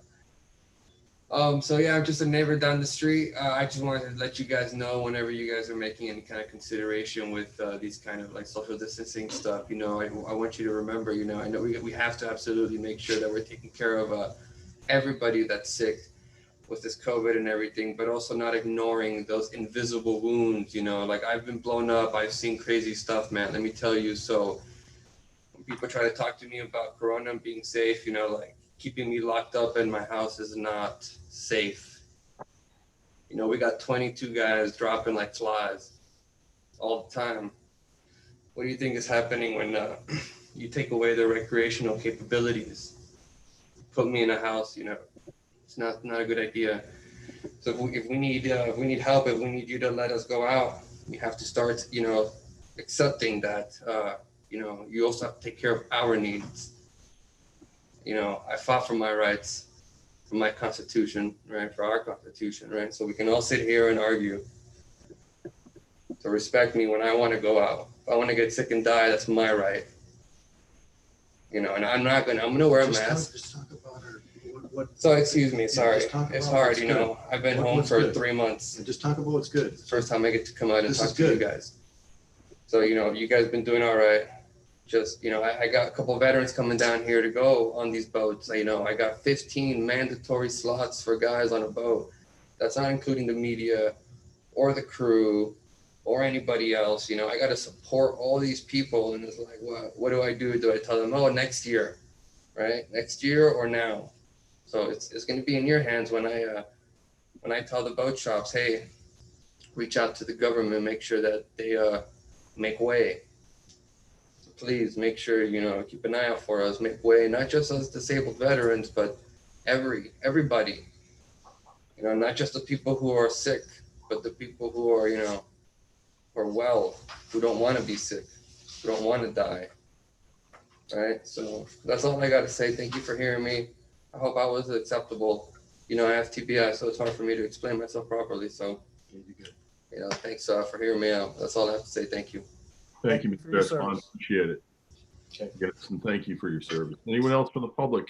That's there. Thank you, Mr. Watts. Anyone else from the public? I'm going to go ahead and close it to the public then. Next item is item number. But by the way, I just want to say, Commissioner Preston, great job. Yeah. Okay. Next item is item number 7, a resolution of the City Commission of the City of Deerfield Beach, Florida, appointing Michelle Belloon as a regular member to the Planning and Zoning Board, providing for service without compensation, providing for an effective date. Commission? Motion to approve. Well, before we do that, is anyone from the public, is anyone written in regarding this item? No, sir. Okay, I'm going to close it to the public because I don't see any hands raised. No one's written in and no one's in the chambers for it. Commissioner Drosky, it's your appointee. Do you have anything you want to say? No, just looking for your support. Thank you. Okay, we have a motion by Vice Mayor Parnas. Do we have a second? Second. We have a second by Commissioner Drosky. All in favor, say aye. Aye. Those opposed? Okay, passes unanimously. We are now at the consent portion of the agenda. You have items 8 through 15 that are currently listed on consent. Okay. I would like to pull number 9. I don't know if there's any other pulls by the commission for discussion. If there isn't, we can put them all together unless someone has written in to comment on any of these items. I'd like to pull number 8. Okay. Madam Clerk, has anyone written in on any of these items to speak? No, sir. Okay, and I don't see any hand raised. Is there anyone in the chambers to speak on any of these items? No, Mayor, there's not. Okay, I'm going to close it to the public except for items 8 and 9. Are there any other polls by the commission? No. Mr. Soroka, is it all right to do items 10, 11, 12, 13, 14, 15? And will they need a roll call or will they need just a Yes, sir. If that's the commission's pleasure, you can move those forward on consent, items 10 through 15. It looks like 1 or 2 of them may have an expenditure. One of them may have an expenditure component. It may not, but We'll just do to be roll safe. call just to be safe. There you That's go. fine. Thank you, sir. Commission, we're looking for a motion to approve items 10 through 15. Motion to approve. Motion from Vice Mayor Parnas. Second. We have a second from Commissioner Hudak. We have roll call, please. Commissioner Drosky, Yes. Commissioner Hudak, Yes. Commissioner Preston, Yes. Vice Mayor Parnas, Yes. Mayor Gantz. Yes. Item number 8 is a resolution of the City Commission of the City of Deerfield Beach, Florida, approving the ranking and award of request for proposals number 20-14-JW for employee benefits broker services to the Gearing Group, Inc. in an annual amount not to exceed $105,000, authorizing execution of a contract with Gearing Group, Inc. for a 2-year term with 3 one-year renewal options, providing for severability and an effective date. Okay. Thank you. Staff? Mr. Santucci? Sorry, thank you, Mayor. This item was on consent. I'm not sure if there's specific concern that Commissioner Preston has that he would like me to address on this item. Okay. Commissioner Preston? Yes. When I was reading the backup on this, when it talked about the scope of service and actually what the city is paying for in the $105,000, my concern is that we're in the middle of a pandemic, which has created for the city a shortfall in revenue, and yet we're giving away $105,000 here. And when I read the backup, it seems to me a lot of the things are things that we can do. So I struggle with giving away $105,000 in so many of the things that we ought to be able to do. It's a lot of money, especially in this situation that we're in right now. and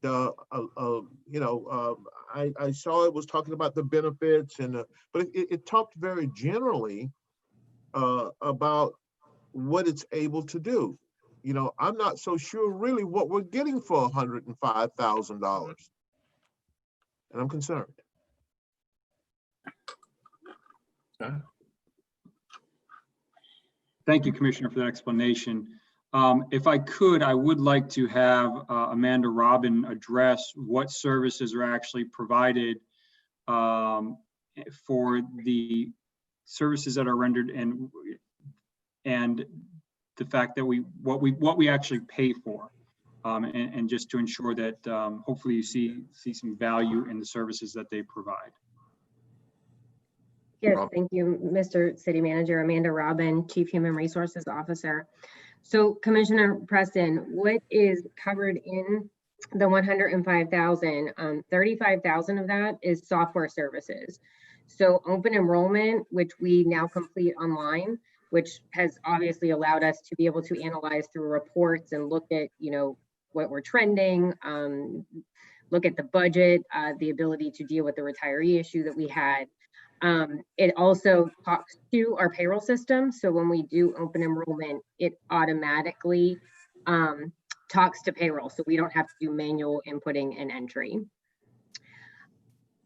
All things that we don't have capability with our current systems that we have. Additionally, the consulting services includes not only assistance with when we procure services for the actual third-party administrator for the insurance. So in our situation, it is Cigna.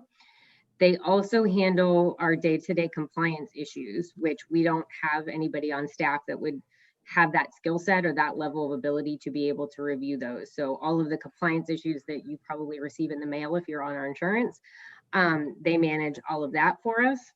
They also handle all of our actuary services. So those items that end up in the CAFR at the end of the year related to health insurance, that's covered in that cost.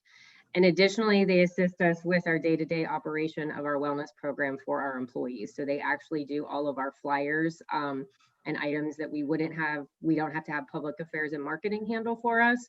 And I also don't have graphic design abilities within my own team. So I hope that addressed your questions. Well, it answers, some of the things that I was concerned with, and certainly I'm still not comfortable with what I read in the backup versus the amount of money that we're for their contractual services. And so I'm still struggling. I would hope that everything that you explained, that still in part, that's a lot of money for what you're telling me that they're doing. And so there are some challenges there for me anyway.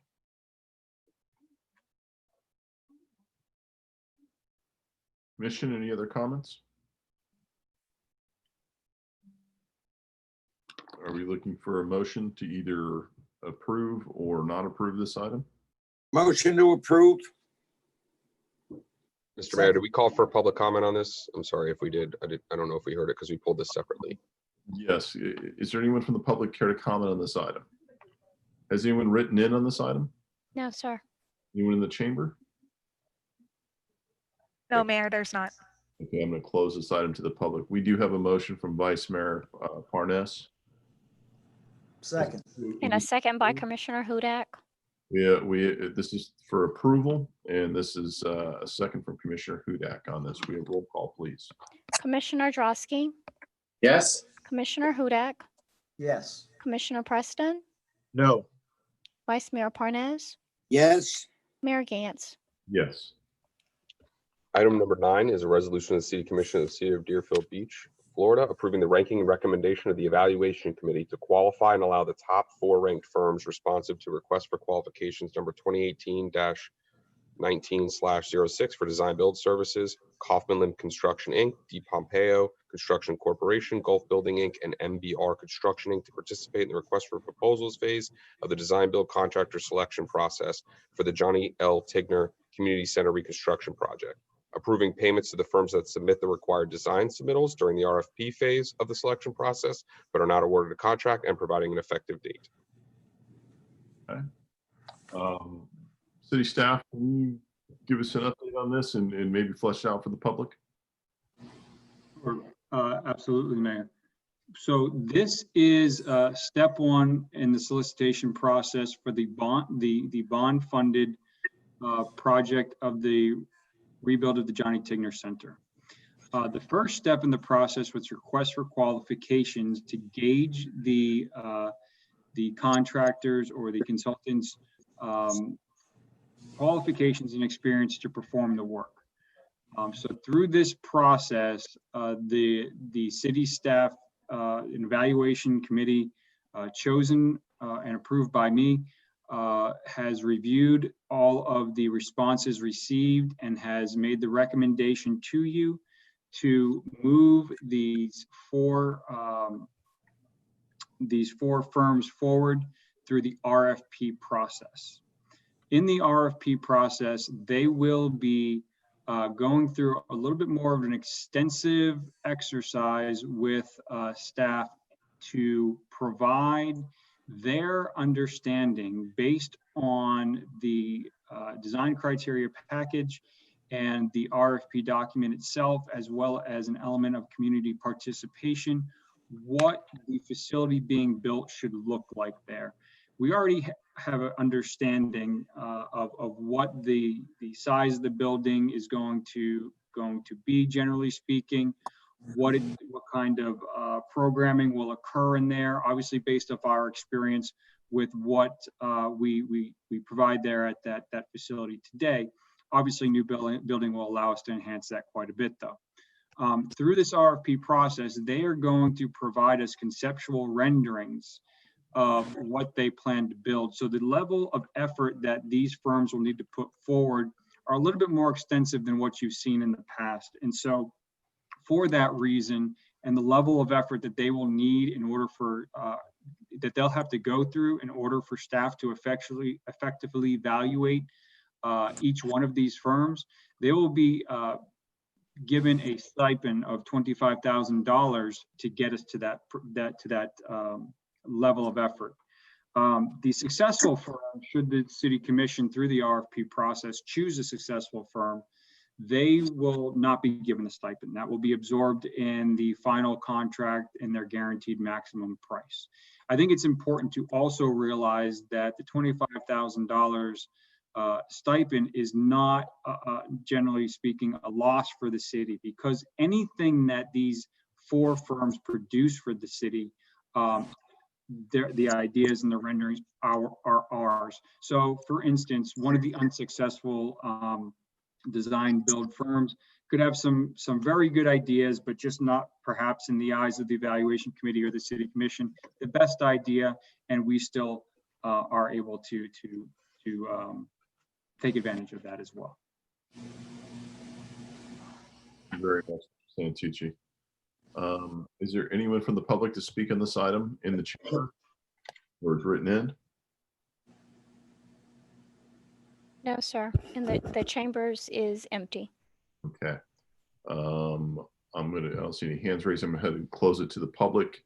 I just want to point this out. This is another one of the items for our bond issue. You'll notice some of the people, while we have heard complaints about this project, you will notice that it's a little different than the others. No one's here to attack any of the vendors. No one's here to make accusations like they did with one of the other projects that were approved. If that doesn't tell you, that's nothing more than people going after someone because they don't like them individually rather than anything that has to do with any facts. It's just, I'm glad that we're moving forward with this. This is much needed. The complaints that we've heard about this project moving forward are by people that have probably never even stepped into Tigner Hall, and how badly we need this project to move forward.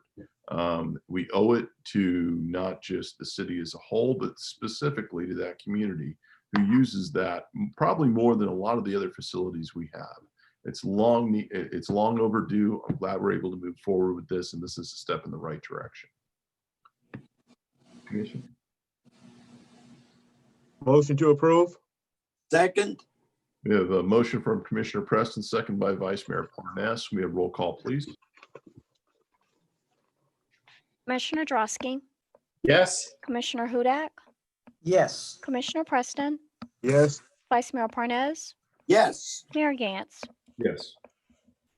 We are now on departmental business. Item number 16 is a resolution of the City Commission of the City of Deerfield Beach, Florida, accepting and adopting the comprehensive annual financial report for the fiscal year ending September 30, 2019, authorizing submission to the state and providing an effective date. This was the item that was tabled from the last meeting.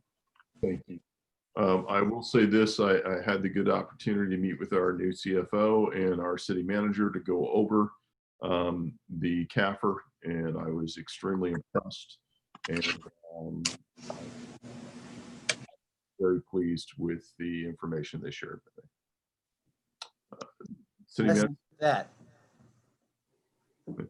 City Manager, do you have any comments on this, or do you have any presentation on this?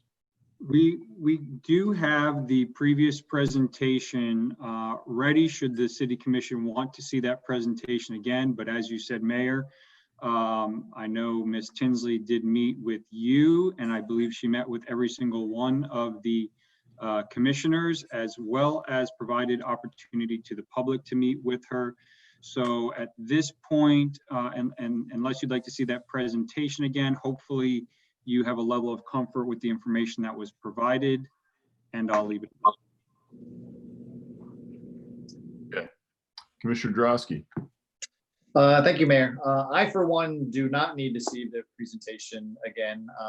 My meeting with Ms. Tinsley, as probably all yours did, was well over an hour, and we went through painstaking detail through the CAFR, which I'm not going to repeat now, but I think Ms. Tinsley is a breath of fresh air for Deerfield Beach. I loved a lot of her ideas that she had for her department moving forward.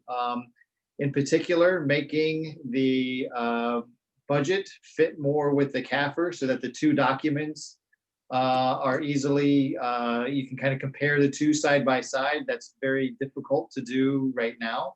But you don't turn that ship on a dime. It's going to take a couple budget cycles to get it where she wants it to be. But I like her ideas. And the budget and the CAFR aren't necessarily supposed to go hand in hand either. I mean, the CAFR is more an investment tool. It's what our investors, our bondholders, CPAs, that's the document that they look to the financial stability of the city.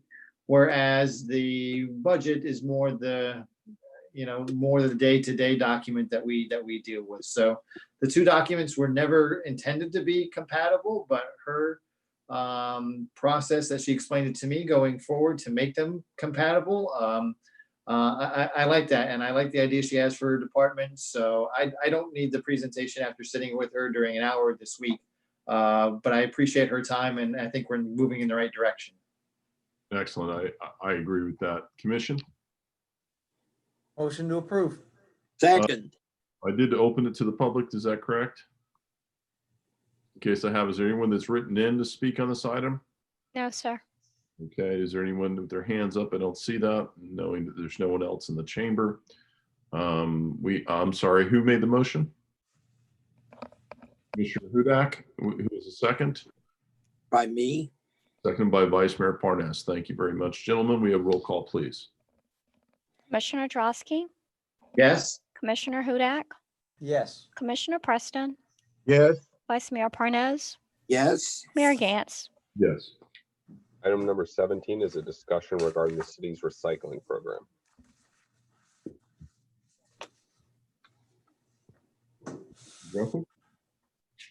Thank you, Mayor.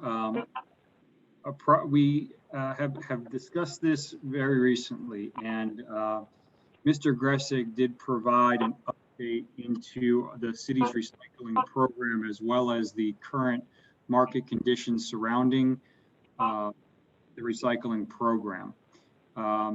We were giving some direction, and I appreciate that direction at the previous meeting that we had. And I know that we were tasked with looking a little bit closer into some of those options.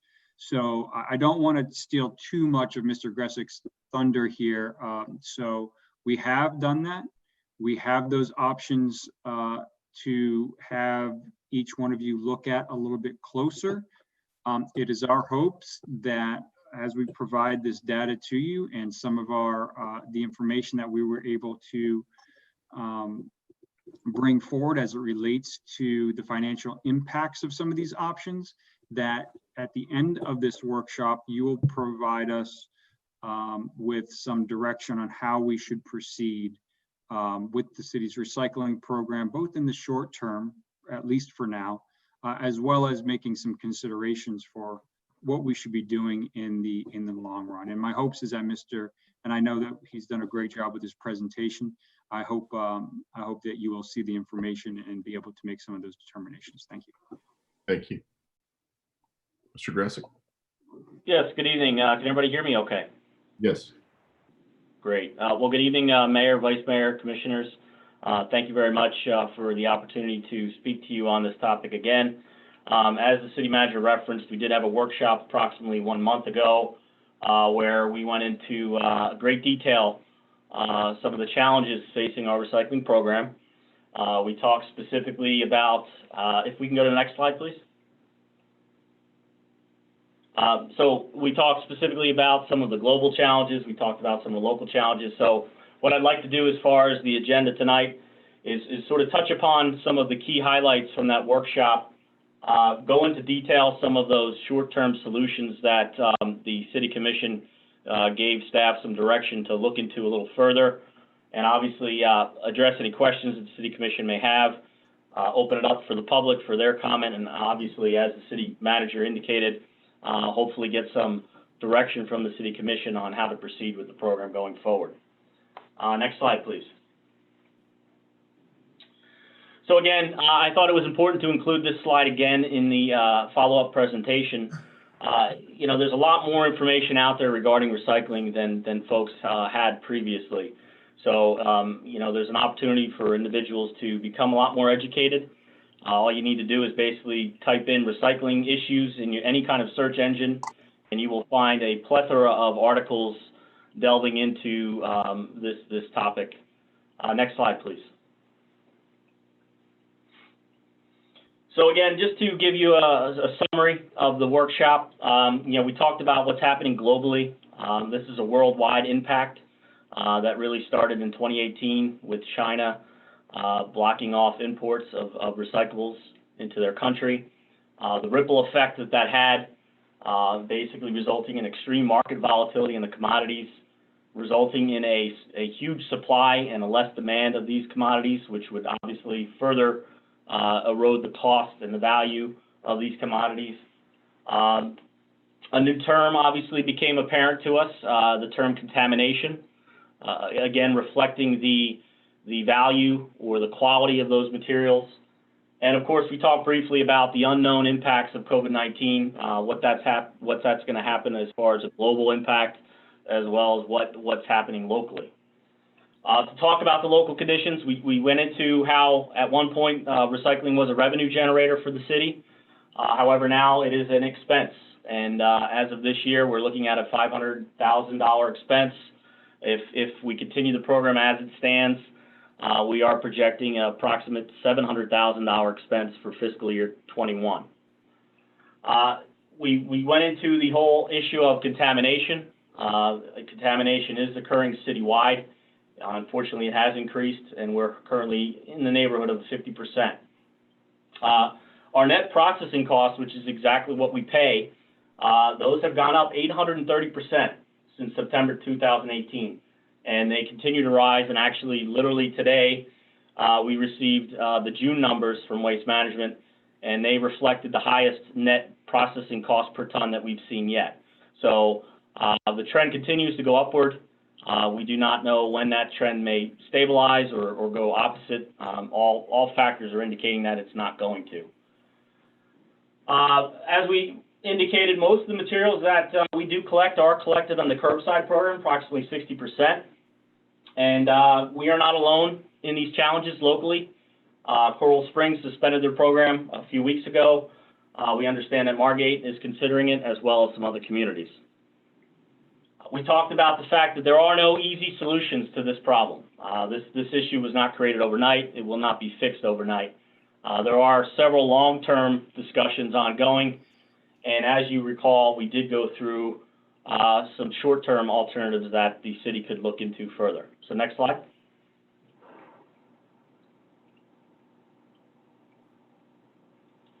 Just to rehash those options, we did go through 6 alternatives.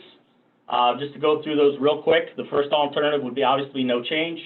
The second alternative would be to suspend the program. The third alternative would be to resolicit for a potentially flat rate or a static price. The fourth option would be to simplify the program materials. The fifth option would be to look at dual stream processing or collection rather.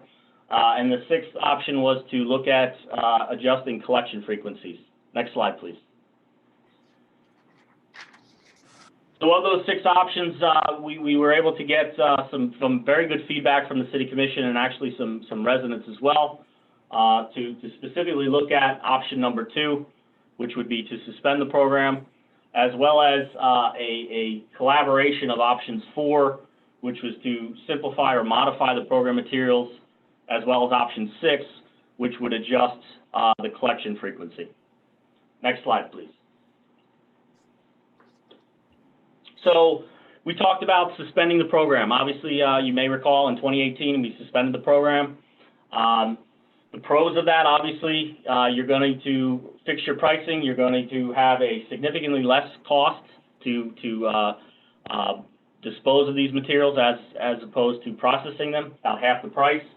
As well as there would be operational savings where instead of sending recycling routes throughout the community, we would just send one truck which would collect the materials as solid waste and deliver them as solid waste. Obviously the cons, the program would be suspended. We remember the public reaction that came through because of that. You know, that is obviously something to consider. The financial impact. So based on what we anticipate the cost to go forward with the recycling program, we are projecting an actual savings of approximately $500,000 if the program were to be suspended for a year. And now those costs are broken down by annual processing savings of approximately $232,000 and the annual operating savings of $241,000. Some other considerations. Again, right now we're paying a premium to process approximately half of the materials that we're delivering as recyclables. Recycling options, as we discussed, could still be offered. We do have a very well-equipped recycling drop-off center here at the Central City campus. There are also other opportunities to put other regional drop-off centers throughout the city that would help to allow individuals to continue to recycle if they were inclined to do so. The program could be reinstated at any time, or if we were seeing a sustained value in some of these materials. Unfortunately, contamination rates really are not going to be addressed through this process. That's going to have to happen through a restart of the program. And last but not least, obviously, there would be some offset to some of the COVID-19 impacts that the city is currently facing from a financial standpoint. Next slide, please. So what we wanted to do, when we talk about suspending the program, there's really 2 ways that you could suspend the program. So what we did in 2018 is we suspended the program, but we continued to collect all of the blue carts. And essentially, as I indicated before, we would utilize the same truck. All that material would go into the same vehicle and be delivered to the same location. When you have a dedicated recycling program, obviously you have to run dedicated recycling. So it's a lot easier to implement that way, to just go ahead and divert that material from the tail end as opposed to addressing it on the front end. The pros of that, obviously, it's fairly easy to implement. We've done it already. We've already understood what the cost savings will look like. There certainly is a lower potential for customer complaints. The cart's going to still be tipped. Obviously, residents will recognize that it's the same truck that is collecting both carts. However, again, we could certainly reference these workshops as the justification as to why the decision was made. again, little to no education outreach would be needed. The cons, obviously, you're really not going to be changing many habits. Individuals may actually contaminate worse through this process, which we've absolutely seen through COVID-19. We've seen a spike in contamination at the curbside, and that probably wouldn't change through this process. And as well, the contamination rates, if and when we did reinstitute the program, they would probably be higher as well to start. However, this could be something that could be done as a first phase. So if you want to suspend the program, this could be done immediately. And then we could talk about the other opportunity to suspend the program from the cart side, if we can go to the next slide, as a secondary phase. So again, we could talk about diverting the materials to processing, or we could just not pick up that blue cart. Obviously, we do that. All that material would then be placed in a garbage container. The pros, you're looking at a hard stop to the program. You're going to get a lot of attention from the residents on that process. It may help to assist the behaviors that need to be changed to roll out a modified program. And obviously, again, there would be cost savings.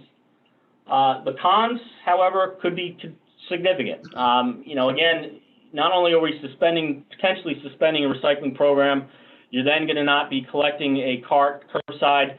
That's going to generate a lot of questions. That's going to generate a lot of calls, a lot of concern.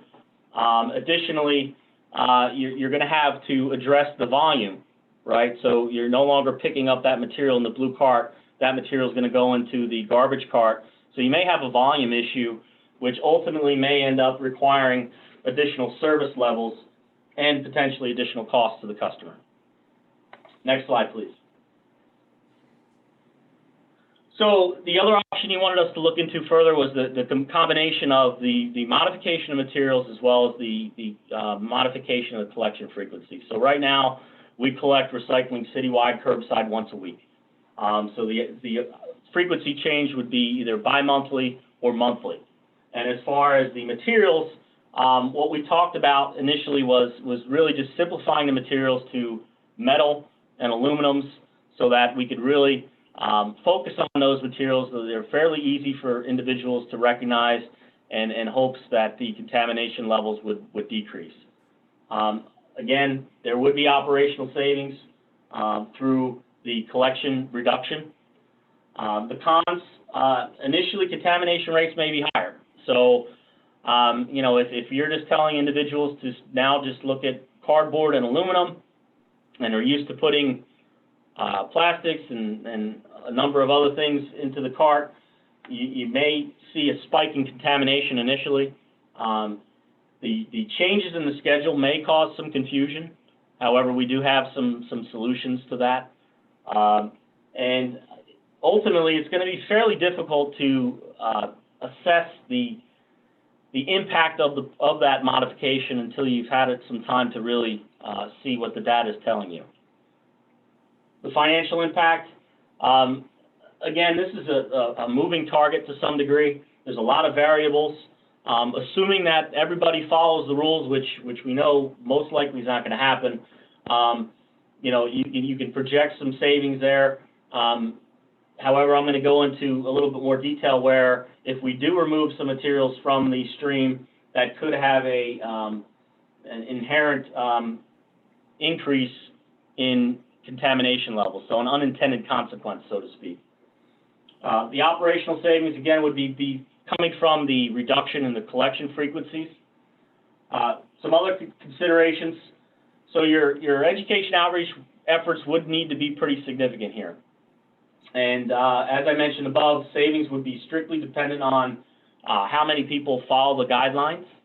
The processing costs are still going to be very dependent on a lot of different variables. So the value of the material, the quality of the material getting delivered, the amount of contamination, as well as a lot of things that we can't control as far as the market. Enforcement will be required in order to see a significant impact of this. And once you remove some items, it may be difficult to reintroduce them. That may result in some confusion. So again, those are things that need to be just considered a little bit as we explore these options. Next slide, please. So this slide illustrates the value of the commodities. We've been tracking this information since 2016. You can see the variability. You can see a lot of these commodities have value, but you can see that the trend line is in some of them is going down, and you can see a lot of them are sort of hovering the zero or are negative value. Next slide.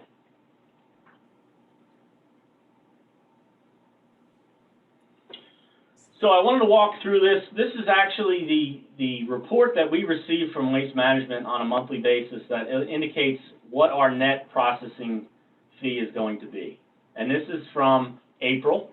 I could say that unfortunately the numbers from June are slightly higher than this as far as what we're going to be paying. We did see a little bit of a decrease in May. However, the numbers have jumped back up. So what you can see on the left is a breakdown of the materials that are currently included in our program.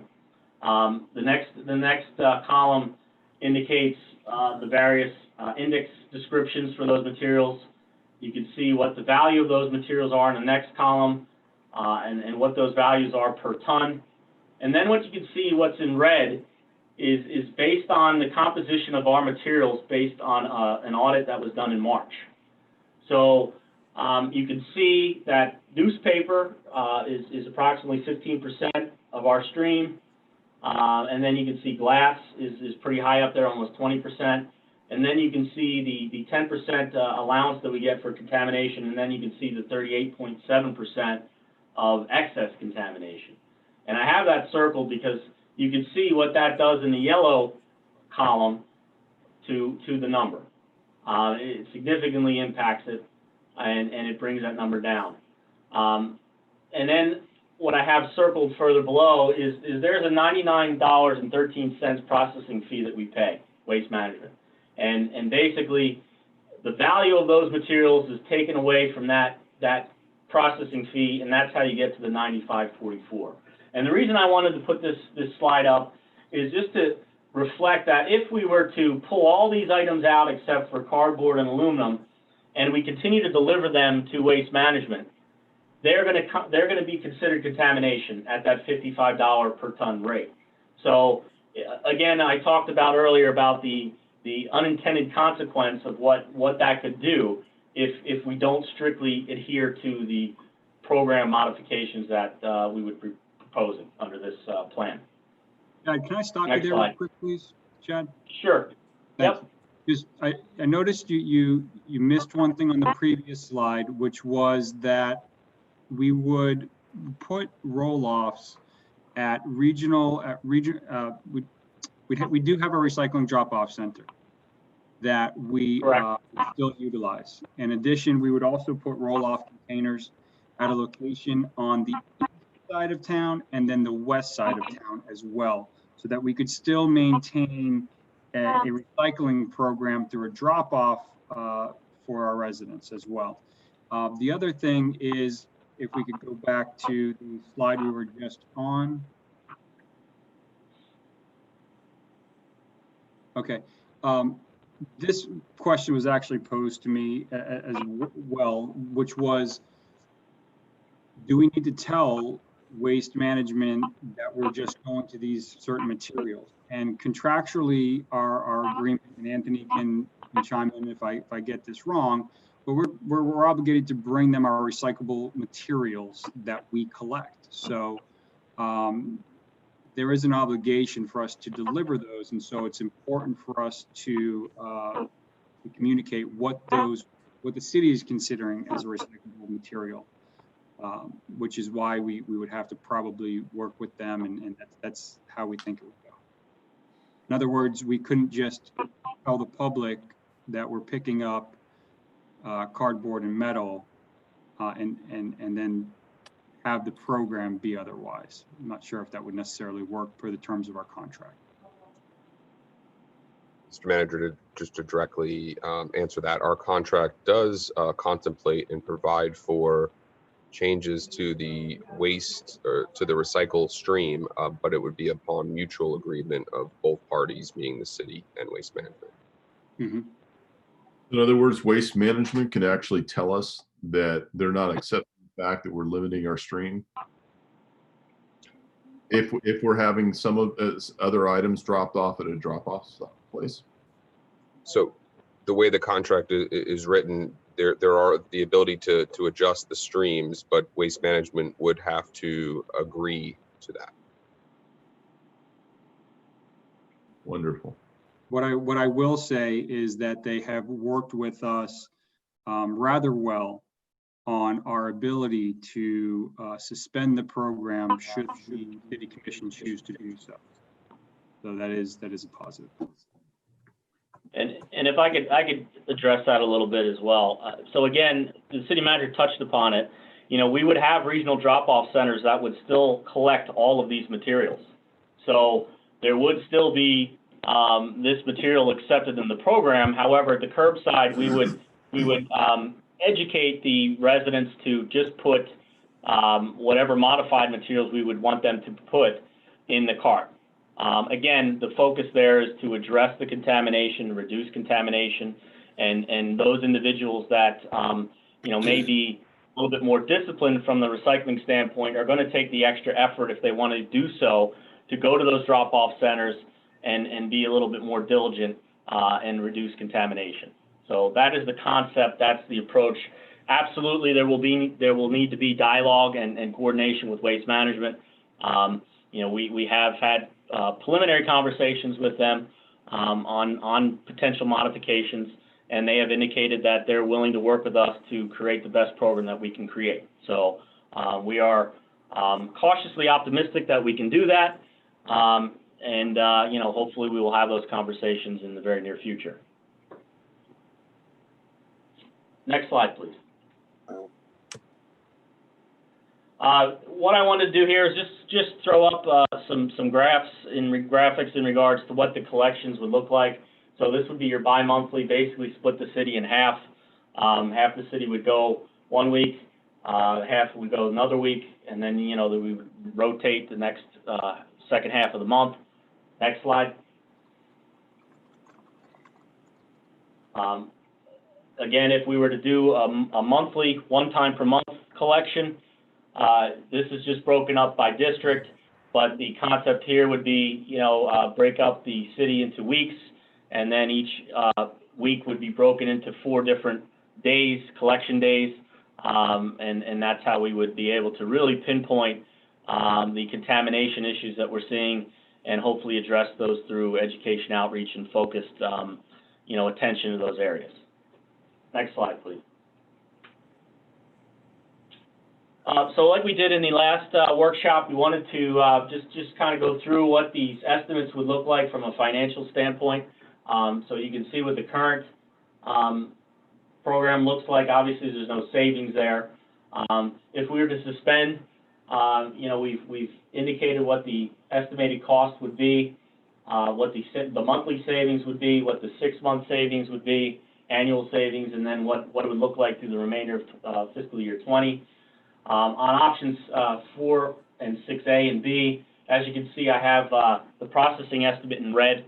Again, I can't stress enough that number is going to be highly dependent on how compliant the populace is in this program.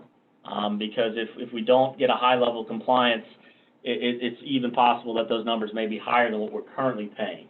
Obviously, that's something that we would do everything in our power to try to not happen. But again, I just want to emphasize that there's a high level of variability there. We do certainly anticipate that those numbers would be less, and you know, that's why we've kind of noted that there. And again, you can kind of go through the table where it illustrates the estimated annual cost, the monthly savings for all those options, as well as what it would look like through the remainder of this fiscal year. Next slide, please.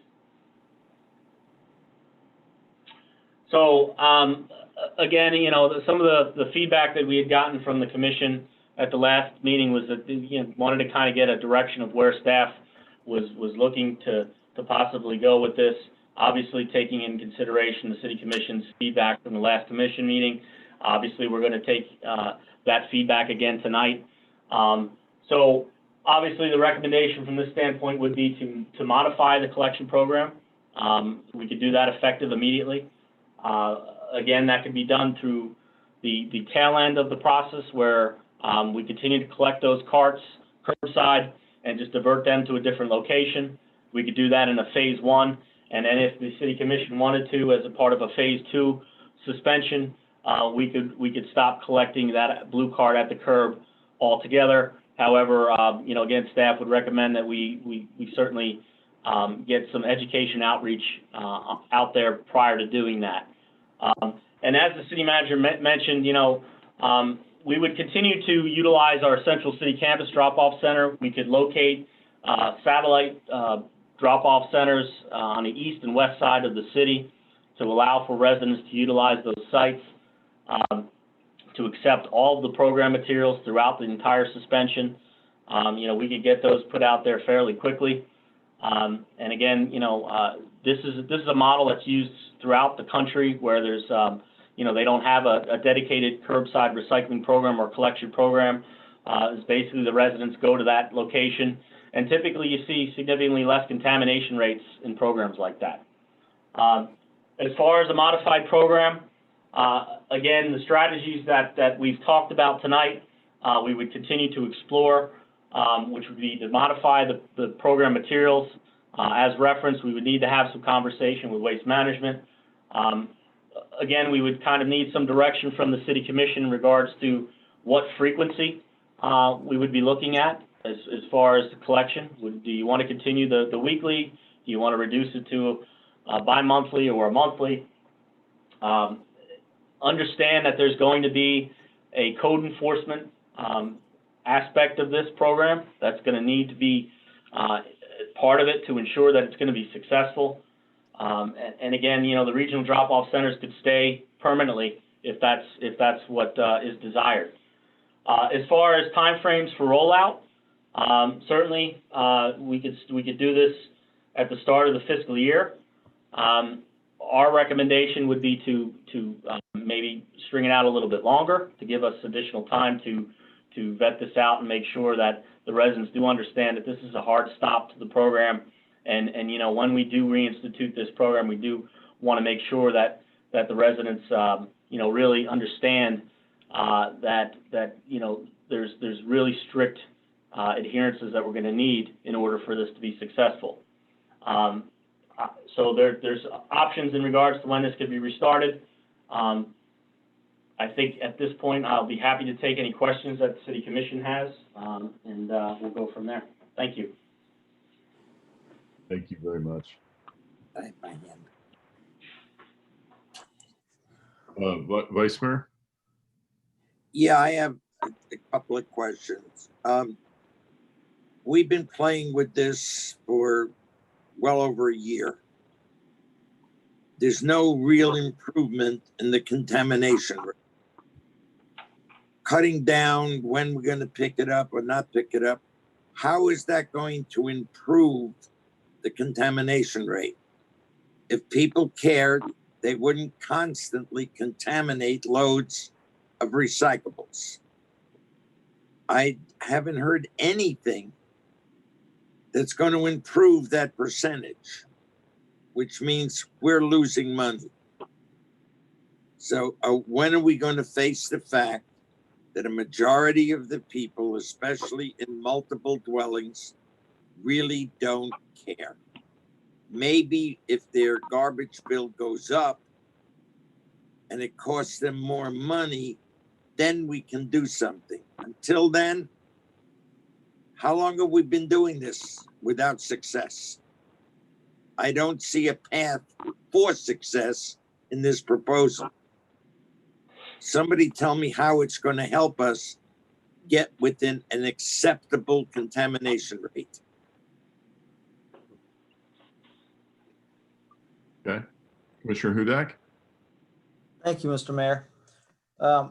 I talked with Chad about this a lot as well.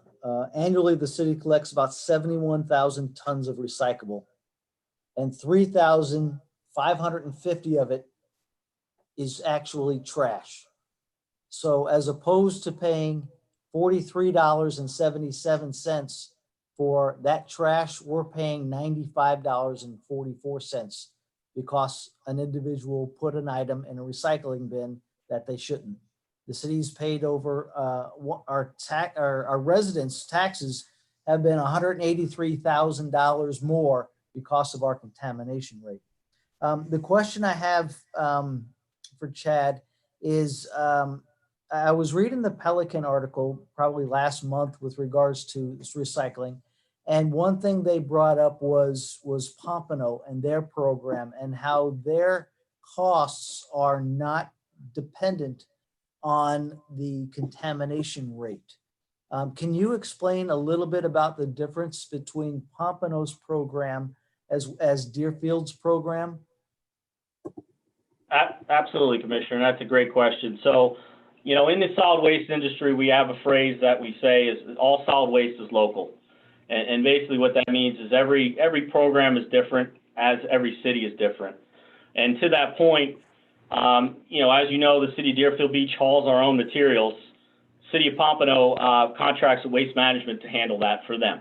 So that's a fairly lucrative contract for Waste Management to handle all the hauling for materials in Pompano Beach.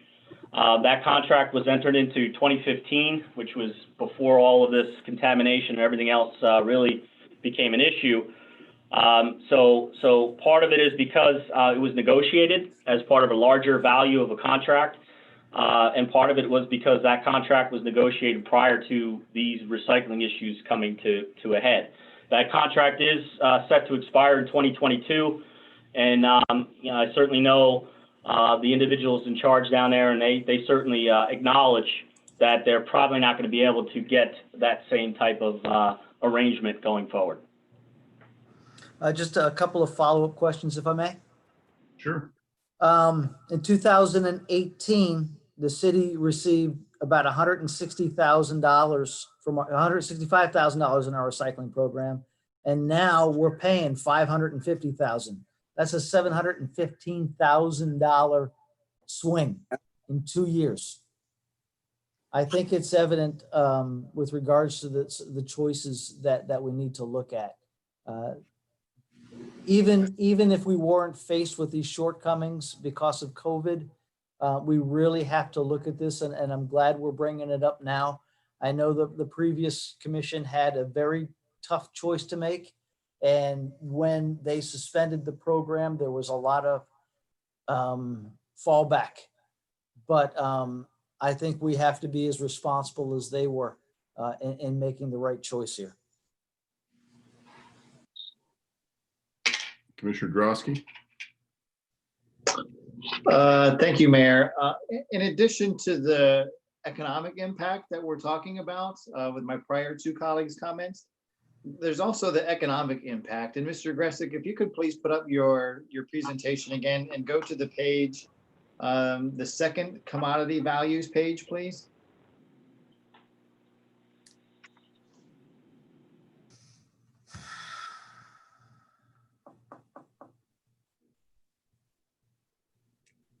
One moment, Commissioner Trosky. There you go.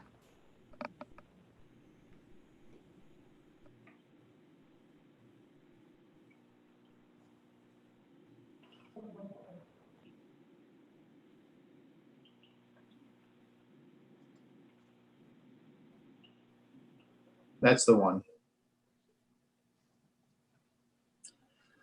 Okay, so Commissioner Hudak was definitely right. I mean, he used the word fallback, but that was being very generous. You know, we took a beating when the program was temporarily suspended before, and that's because, you know, we were in a dispute over the pricing with Waste Management. I'm getting an echo. Does anyone else hear that? Yes. Maybe whoever. If you're not, maybe everyone can mute themselves because it's kind of, I'm getting a lot of static. So the fallback term, you know, like I said, was very generous. We took a beating before from the residents, and they wanted to see their recycling picked up. That was the message, and it was very loud and clear. But since that time, you know, there's been more of an understanding and appreciation with respect to this contamination concept. And we We're very diligent, you know, with our public education. We had Ricky, the recycling ranger program, which was absolutely brilliant by Rebecca's team that was out there. I know myself and many of you also went out there to the public, to homeowners association meetings, civic meetings, chamber of commerce meetings, you name it. And we talked about, you know, contamination from the rooftops. So this slide that I asked Mr. Gressick to put up here, you know, it's all in the numbers. You know, the numbers are what they are. This is the April numbers, and we're being told tonight that the June numbers are actually worse. So look at the bottom of the screen that he has circled there in yellow, excuse me, in red. And then look at the column, the second to last column where the numbers are in red, which is the percent, you know, that is part of our program. So the very bottom, if you can follow me, is contamination, and the red number is 38.7%. But if you read it, it's contamination in excess of 10%. So that's the 38.7 is actually less than 10%. So the real number is 48.7%. And then if you look at the two items, the last two items that are on the list of materials that we have there, you have the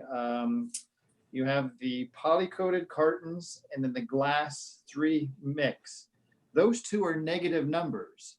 So the poly-coated cartons it's the glass 3 mix is at 19.52%, the red number in that column.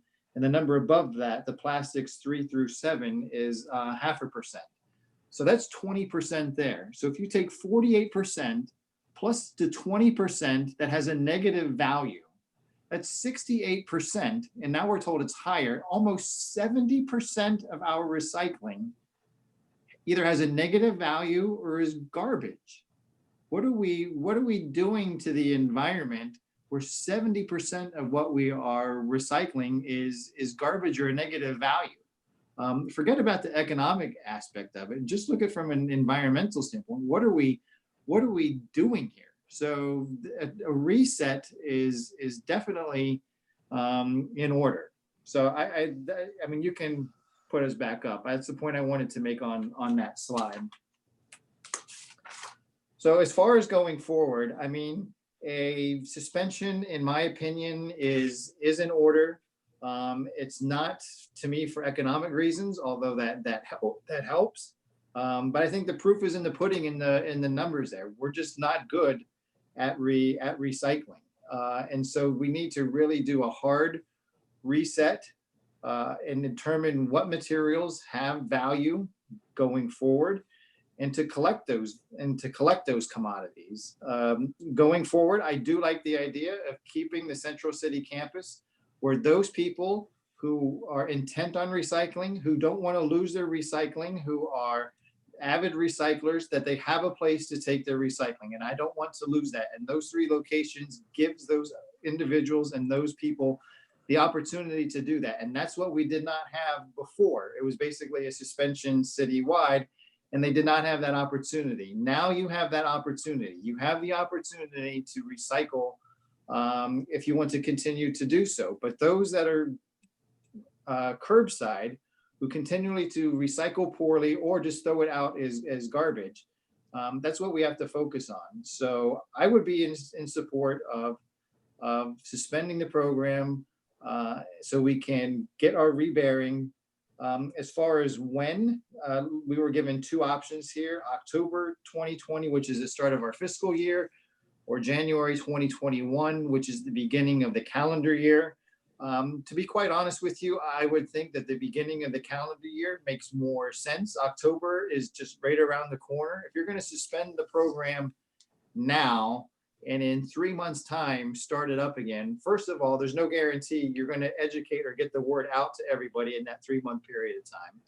And then secondly, those bad habits that are already in place are just going to pick right back up again. I don't think that's enough time. I mean, if you started in 3 months, we're going to be right back to where we are now. As far as what frequency to pick up under a new program, Mr. Gressick and I, you know, he just gave me the pros and cons to everything to this as well. But I really think that, you know, monthly makes the most sense. Because if you're going to recycle, you can equate a time when you're going to recycle. My recycling day is the first Thursday of every month. If I have to remember it's the first and the third Thursday of every month, then I'm going to get confused. I'm going to recycle on the second week. I'm going to recycle on the fourth week when I'm not supposed to. It's going to get a little more confusing. And I think we need some more continuity to this. And I think you need some dates that people are going to remember. And if you're going to take away products from the commodities from what's being recycled, those carts shouldn't be full on a weekly basis anyway. So those were the comments, that I had when I talked to Mr. Gressick and his team. I would not do a suspension overnight. I would phase it out, which is another reason why we should go to the January start date. And I would phase it because people are not going to get, understand overnight what we are doing. I think 3 months, I could be talked into 4 months, whatever, that they would still continue to pick up the blue bin, although it would be as garbage and not as recycling. So people will learn what we're trying to do, what we're trying to accomplish here in the city of Deerfield Beach. I hate to do this because I lived through and I got all the emails and I got all the phone calls from before, but look where we are today. And the numbers don't lie. The numbers do not lie. And I think we have to make some hard decisions, but I think I've given you the guidance on where I stand. Okay. Thank you very much, Commissioner. Anyone else? We have Commissioner Preston.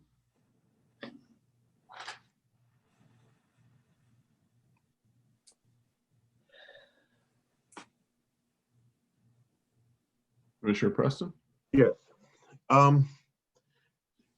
We're in a very difficult situation, and Commissioner Drosky just made some great points. I would just say that if we suspend the curbside service as it relates to the recyclables, we ought to spend the amount of time that we make the decision to the time of the implementation of actually communicating with our residents, making sure that as much information that we have in this situation, explaining the shortfalls would be the thing to do. Because other than that, it's going to be, we're saying that we're going to do something that would be in the best interest of the city. Well, it's never in the best interest of the city if there is dissension, and a lot of it from all districts, from the decisions that we make. And so though we realize from a perspective that so many people do not, and I would agree with Commissioner Drosky that be phased in if that's the way that we end up going. Our residents must understand that if we go in that decision-making process, that there was no other alternative. And if we phase it in over a period of time, there is an opportunity that we might be able to figure something out that will alleviate a hard strain on everyone. And so I know that we want to make the program solid. We want to get to be in a better situation. But to make that happen, we need buy-in from our residents. So the question becomes, how do we get that buy-in? How do we get the public to understand that they're not being punished? And so I think that the onus is on us to get the information out in a productive manner. Other than that, you're going to hear, you guys did this and you guys did that and you don't care. And that's not what we do, because even if we were to turn things around and there are some positives that we could point to, but then the big negative would be is that our constituents don't believe in what we're doing. So whatever it is that we do, and we need to be able to understand that, yes, we have some significant challenges here, but then we must make sure that we get the information out to our residents and get buy-in from them. Thank you, Commissioner. Commissioner Hudak? Thank you, Mr. Mayor. My colleagues, you make some great points. I'm really for the two-way suspension, but I think it's important that we continue picking up these blue bins just because of the volume of trash. I mean, if we cut back on the pickup of the blue bins, where does that trash go?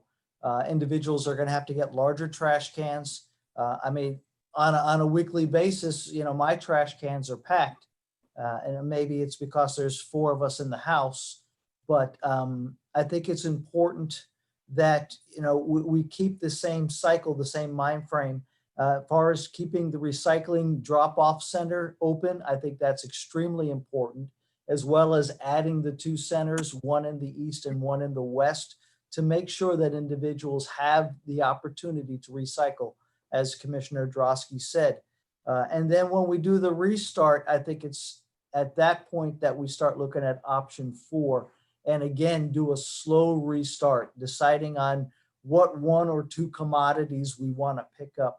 But I think at this point, I believe it's the city of Coral Springs that has just suspended their program, but they continue to pick up their recycle bins, even though they process it as trash. Again, so that the residents still who have the same volume of trash are not, you know, overwhelming, you know, their yards or whatever the case may be. And then, you know, maybe in January, like you said, after an education period, we start looking at maybe bringing the program back. But I think it's important that we look at option 2A with the suspension, as well as keeping those recycling bins, recycling drop-off centers open. Thank you.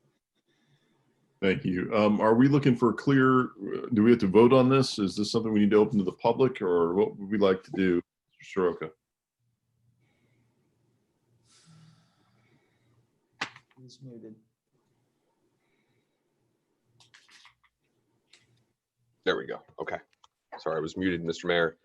Yeah, if the city is looking to take it, the city commission wants to take action here and make a decision, I do suggest you make a motion and make, you know, you can make a motion, make a choice in terms of what you want to see, and then to direct staff to do all things necessary in order to effectuate, you know, that option.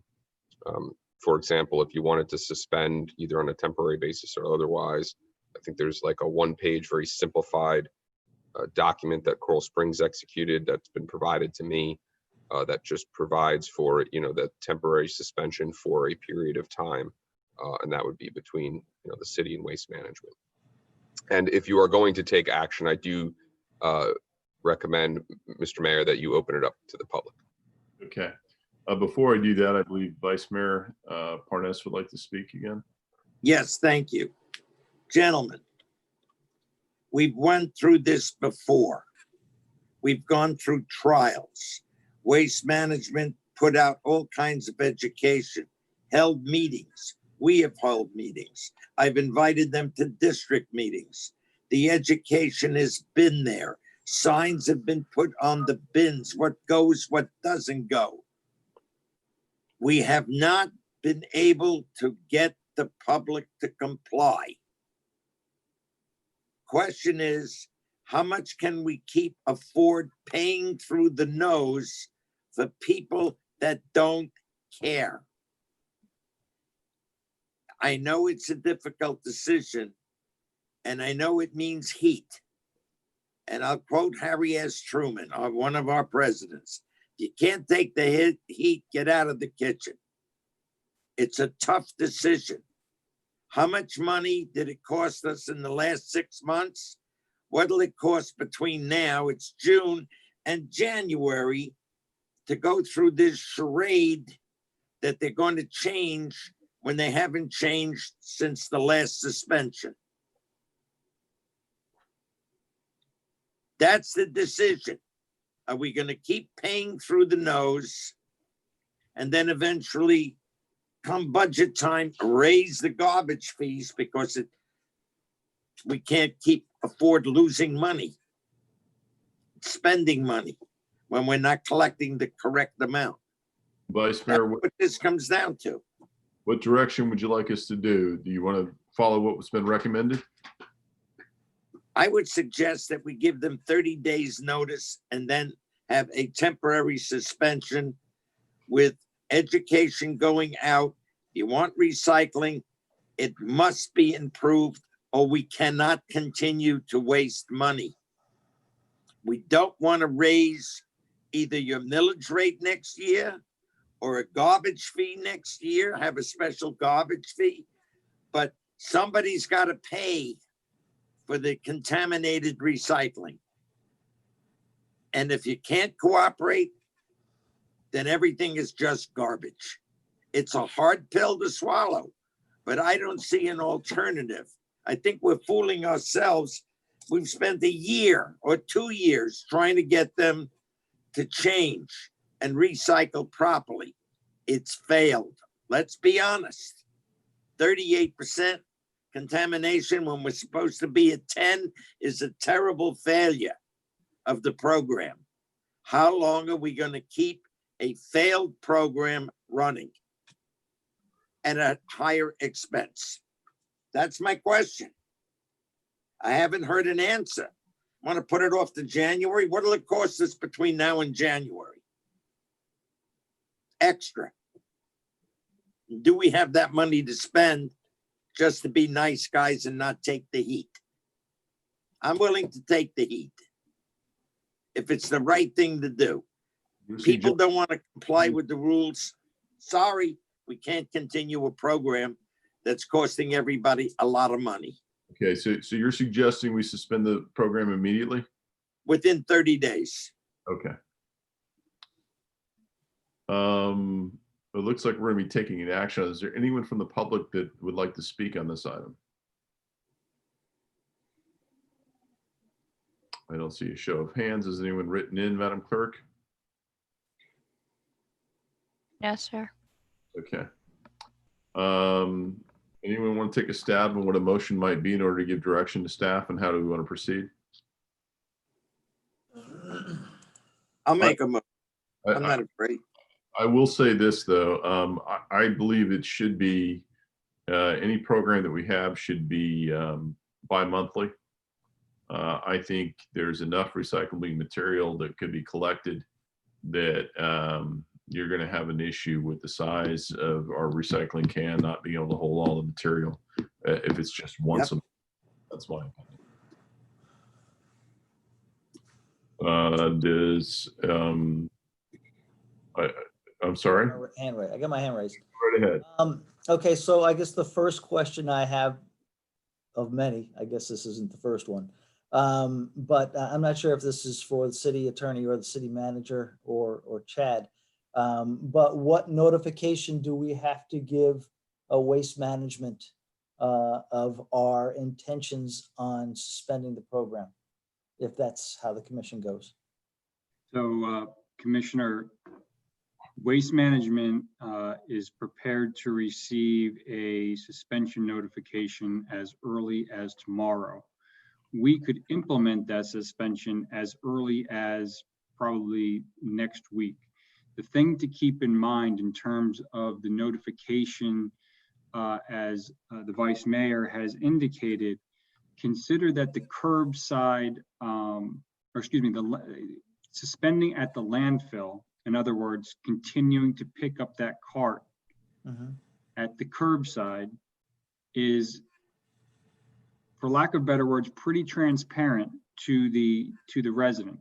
So there's really not a lot of notice that would need to be provided. Of course, notice would need to be provided, but there's nothing that they have to do the resident has to do to prepare for that change. I just want to point that out as well.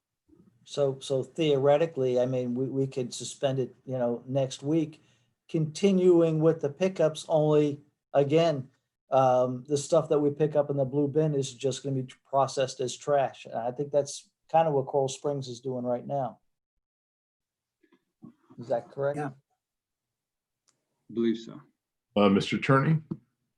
Thank you, Mr. Mayor. Yeah, and if I can piggyback off of what the city manager said as well, under your contract, if you wanted to terminate, let's say, for example, there is a termination for convenience provision. It provides for 90-day notice. So let's say you went to Waste Management, or we went to Waste Management, you gave us direction. They said, you know, we don't agree to start the temporary suspension tomorrow. And I don't know that that's the case, by the way.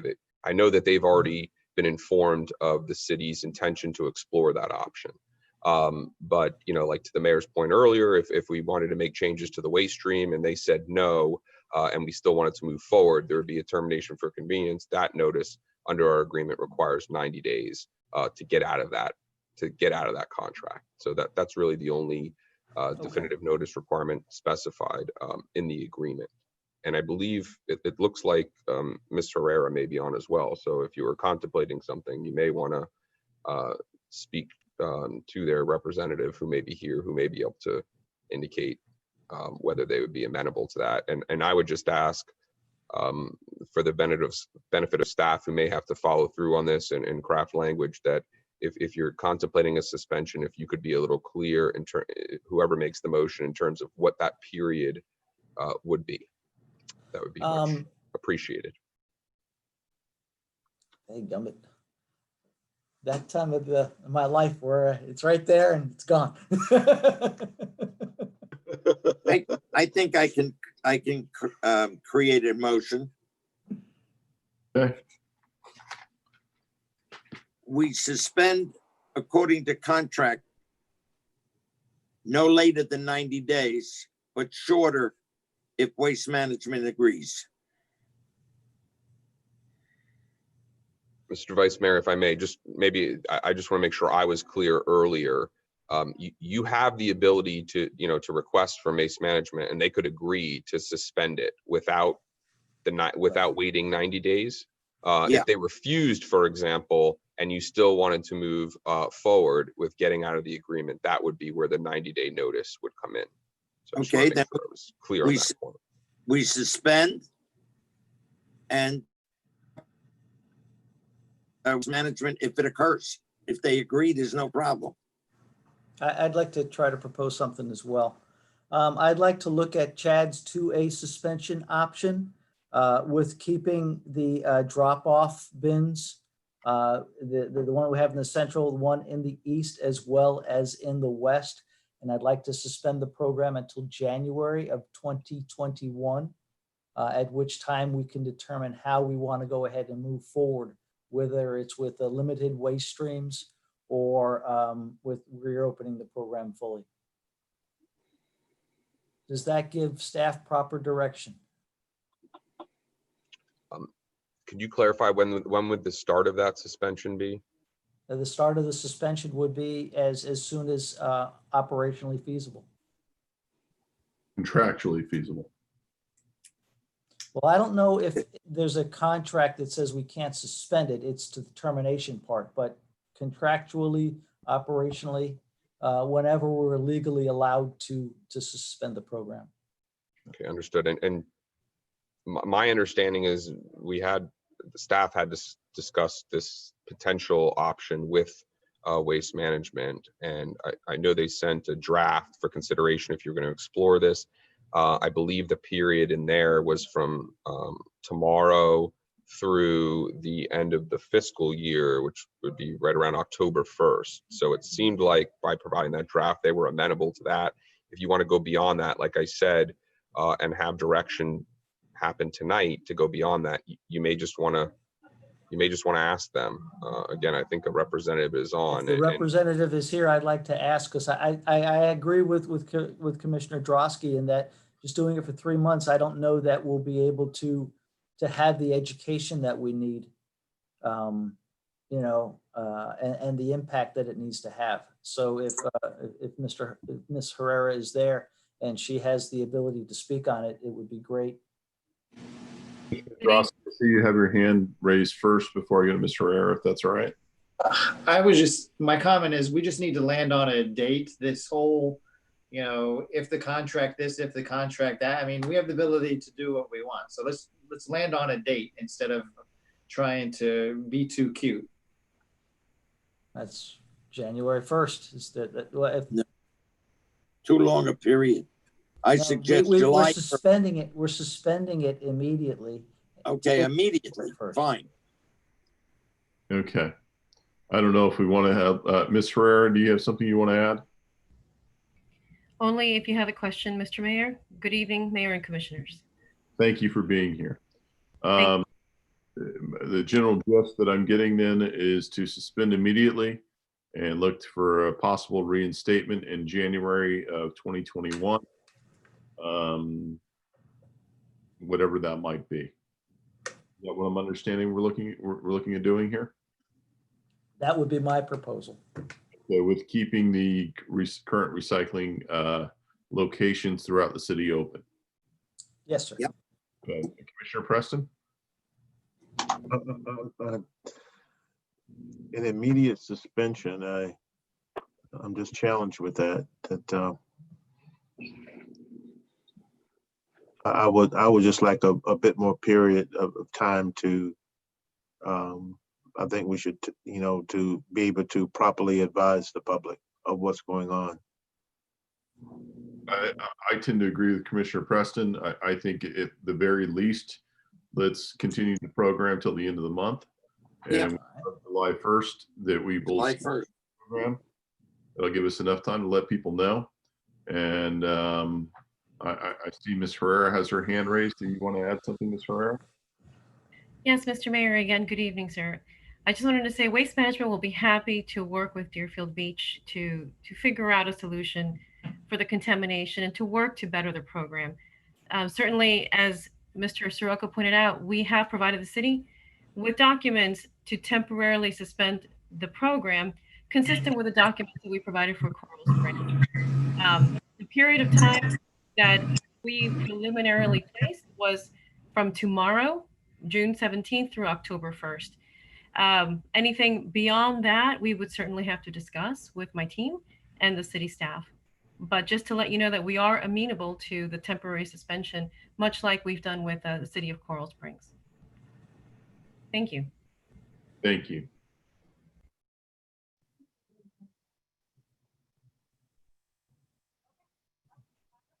Do we need a corrective motion? I'll make a motion, the 2A option for the suspension to begin July 1st. To include leaving the recycling drop-off centers open and opening 2 additional ones, one in the east of the city and one in the west of the city, and the suspension to go until October 1st. I'll second that motion. All right, we have a motion, a second. Commissioner Grosky, your hand raised. What are we going to do about the blue bins though during this suspension? Are we picking that up as garbage, or are we not picking that up? We're not picking that up at all. I mean, I think we should be picking them up on the regular recycling day that is now, but it would be processed as trash would be my during the entire suspension. I mean, so people are going to get used to that cart being picked up. So when you start in January, we haven't taught them anything. I'm going to recommend when it comes to that the bins be picked up, and if we're going to suspend the program, that we don't have the bins as an option to put regular trash in. I think the bins are probably going to have to be re-decaled in the first place. That would give us the opportunity to do that, and it would take away the option for people to continue to abuse what the intention of this blue bin. What do we do with the excess trash though? Because there's going to be, that bin worth of trash people are producing. They're going to have to do what they used to do when we used to have the little small baskets like we have. They're going to have to make adjustments, I believe. I see you have your hand up. Yes, thank you, Mr. Mayor. I just wanted to ask Commissioner Hudak, who made the motion, does your motion also include, Commissioner Hudak, authorization for the appropriate city staff to do all things necessary to effectuate the suspension including executing a document with Waste Management to effectuate the suspension for the period you mentioned? Yes, sir. Okay, and Vice Mayor Parnas, who seconded it? Yes, I you did. Seconded with that stipulation? Yes. Thank you. That was Okay. all, Mr. Mayor. I just want to get that. A motion from Commissioner Hudak and a second from Vice Mayor Parnas. We have roll call, please. Commissioner Drosky, Yes. Commissioner Hudak, Yes. Commissioner Preston,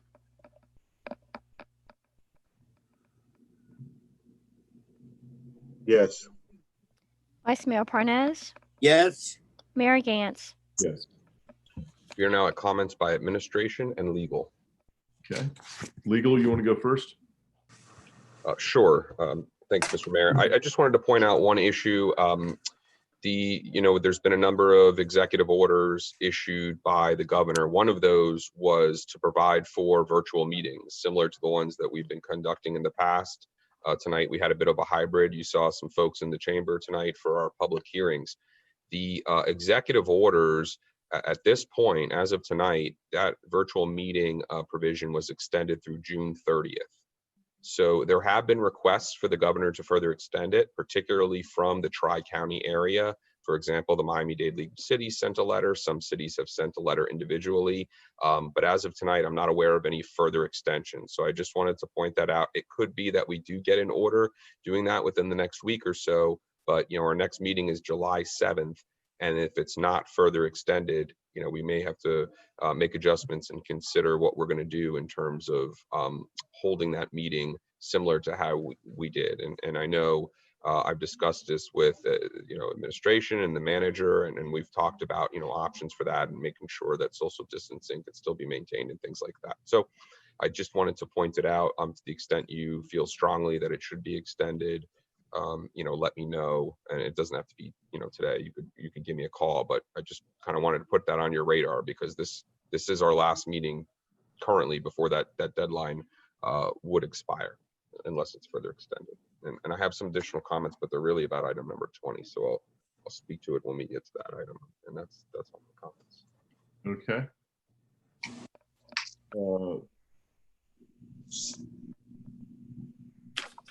Roll.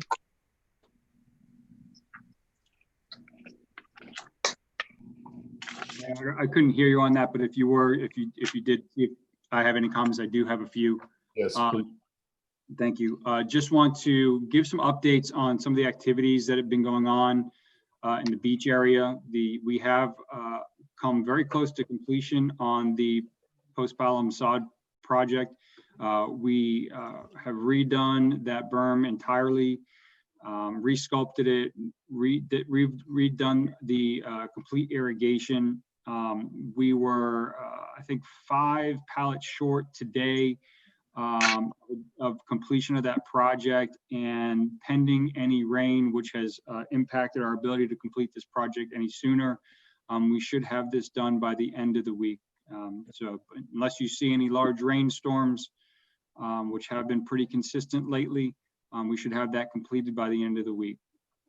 Additionally, we are doing some pressure cleaning along the sidewalks. So the pressure cleaning project is underway, and we are amending some of the schedules to our janitorial crews to accommodate some of our busier times, and ensuring that at the time of opening that we will have clean bathrooms. And so those schedules are being amended as well as the schedules of some staff to keep up with some of the high volume of weekend activity that we're having. So we recognize those issues, and we will continue to address them, but we are definitely busier at the beach as of recent than we have even pre-COVID.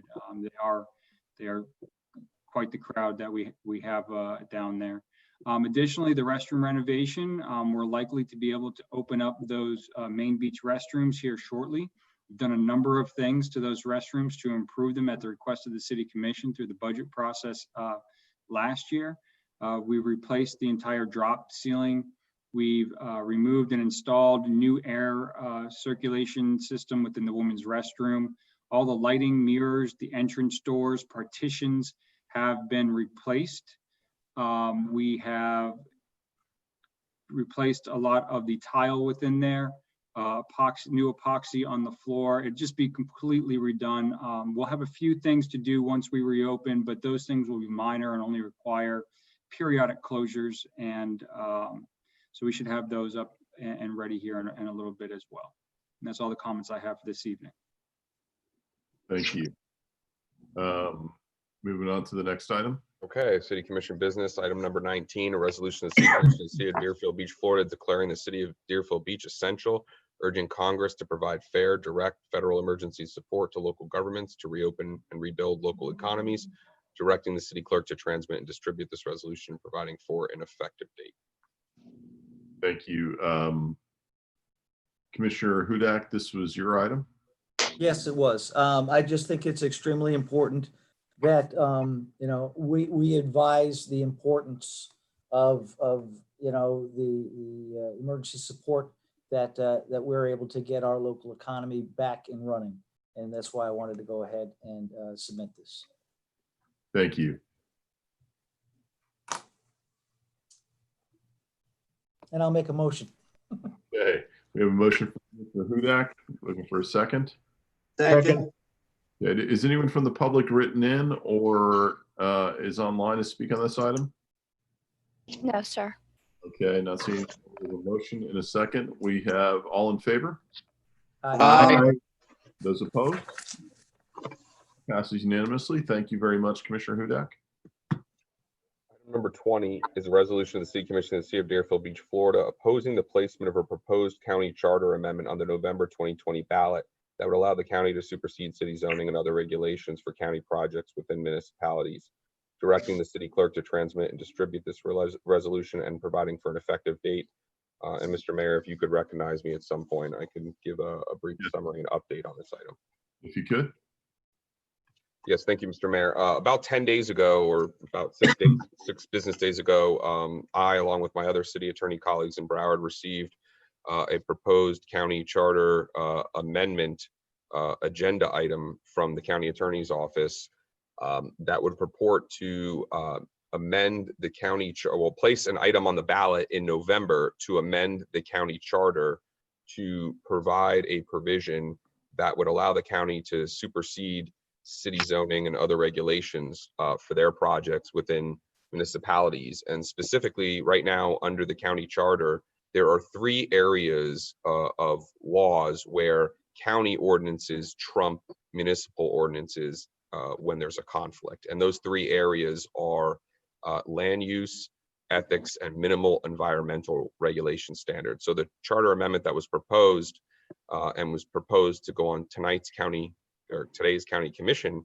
agenda would add a 4th part. And basically for county projects within a municipality, including Deerfield Beach, if it was for a public purpose and for a regional benefit was not defined in the item, that they could pass an ordinance essentially that would allow them to supersede our laws like permitting, construction setbacks, things of that nature.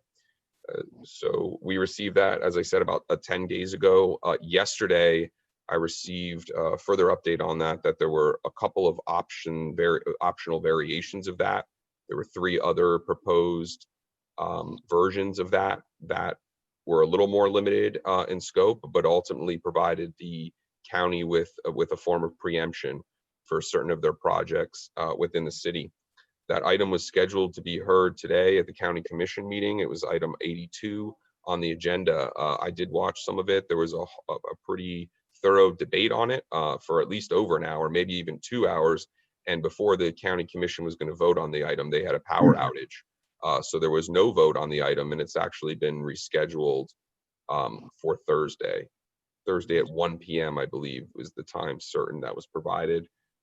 So I just wanted to provide you with that update, things that have happened since we put this agenda item on. That's also why it was added late as an addenda item based on when we received this information from the county. And I'm happy to answer any questions that you may have on this item.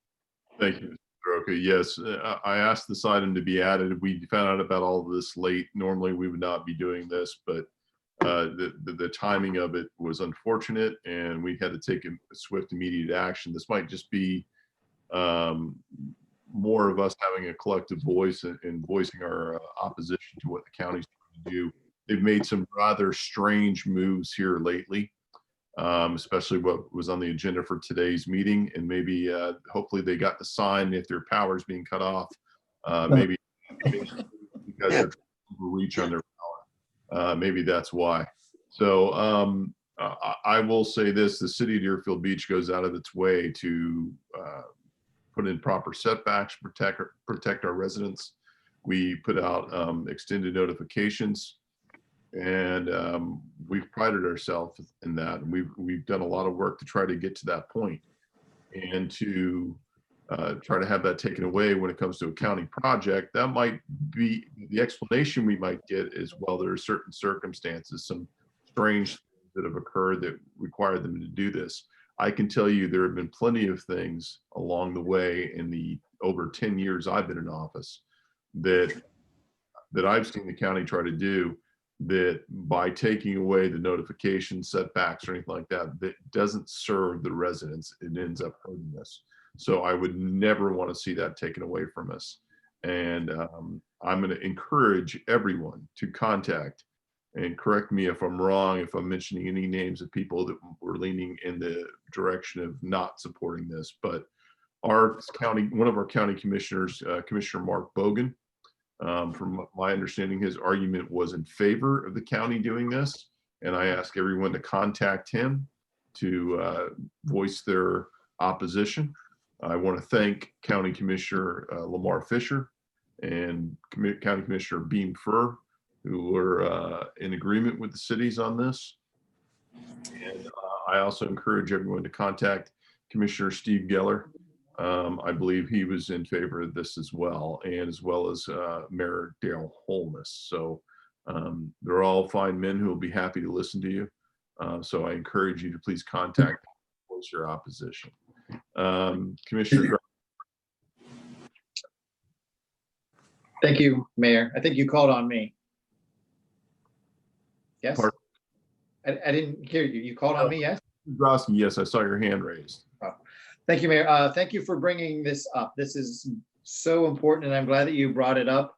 And maybe the power going out was some divine intervention, but I did listen to the argument as well today, and the votes are not lining up very well, despite some very intense opposition from the Broward League of Cities members who were on that call and gave public input to the item, because it's very kind of two-faced. This is not to mince words here.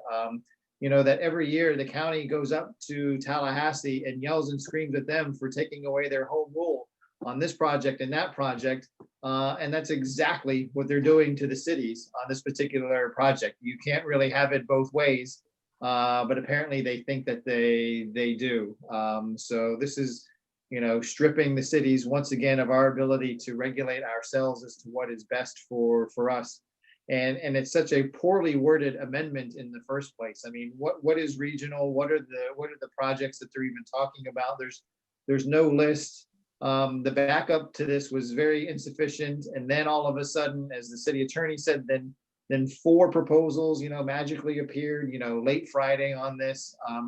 It's so late notice. If the city manager were to present us with 2 pages on something before the commission meeting, we would basically probably yell and scream that there's no notification, it's not transparent, we're not giving the residents the ability to speak. And that's exactly what the county is doing to us on this. And the votes aren't lining up well. Commissioner Fisher and Fur are adamantly against, but the others, I'm not so sure. And I watched it today too. But if this does pass, and I certainly hope that it does, it gives us the opportunity to transmit this tomorrow to the county officials and let them know where Deerfield Beach stands. Thank you.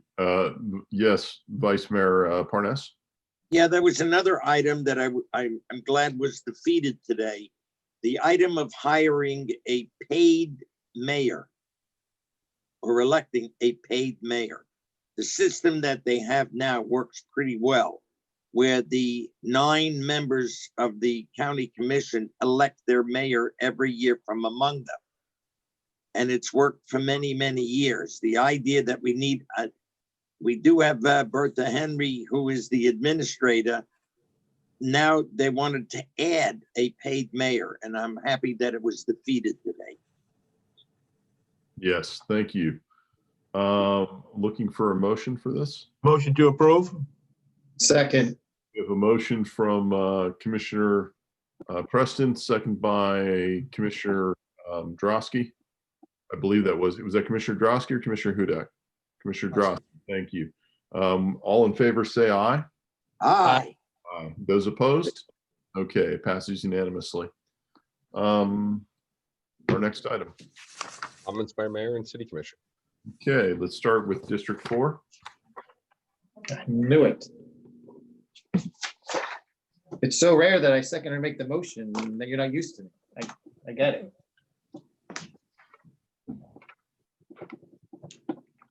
I just want to remind everyone again, I can't say it enough, to please participate in one of the 3 Florida Department of Transportation webinars that's coming up regarding Southwest 10th Street. As you saw just the preview tonight, there's a lot going on with that project, and we need your feedback. It is essential going forward.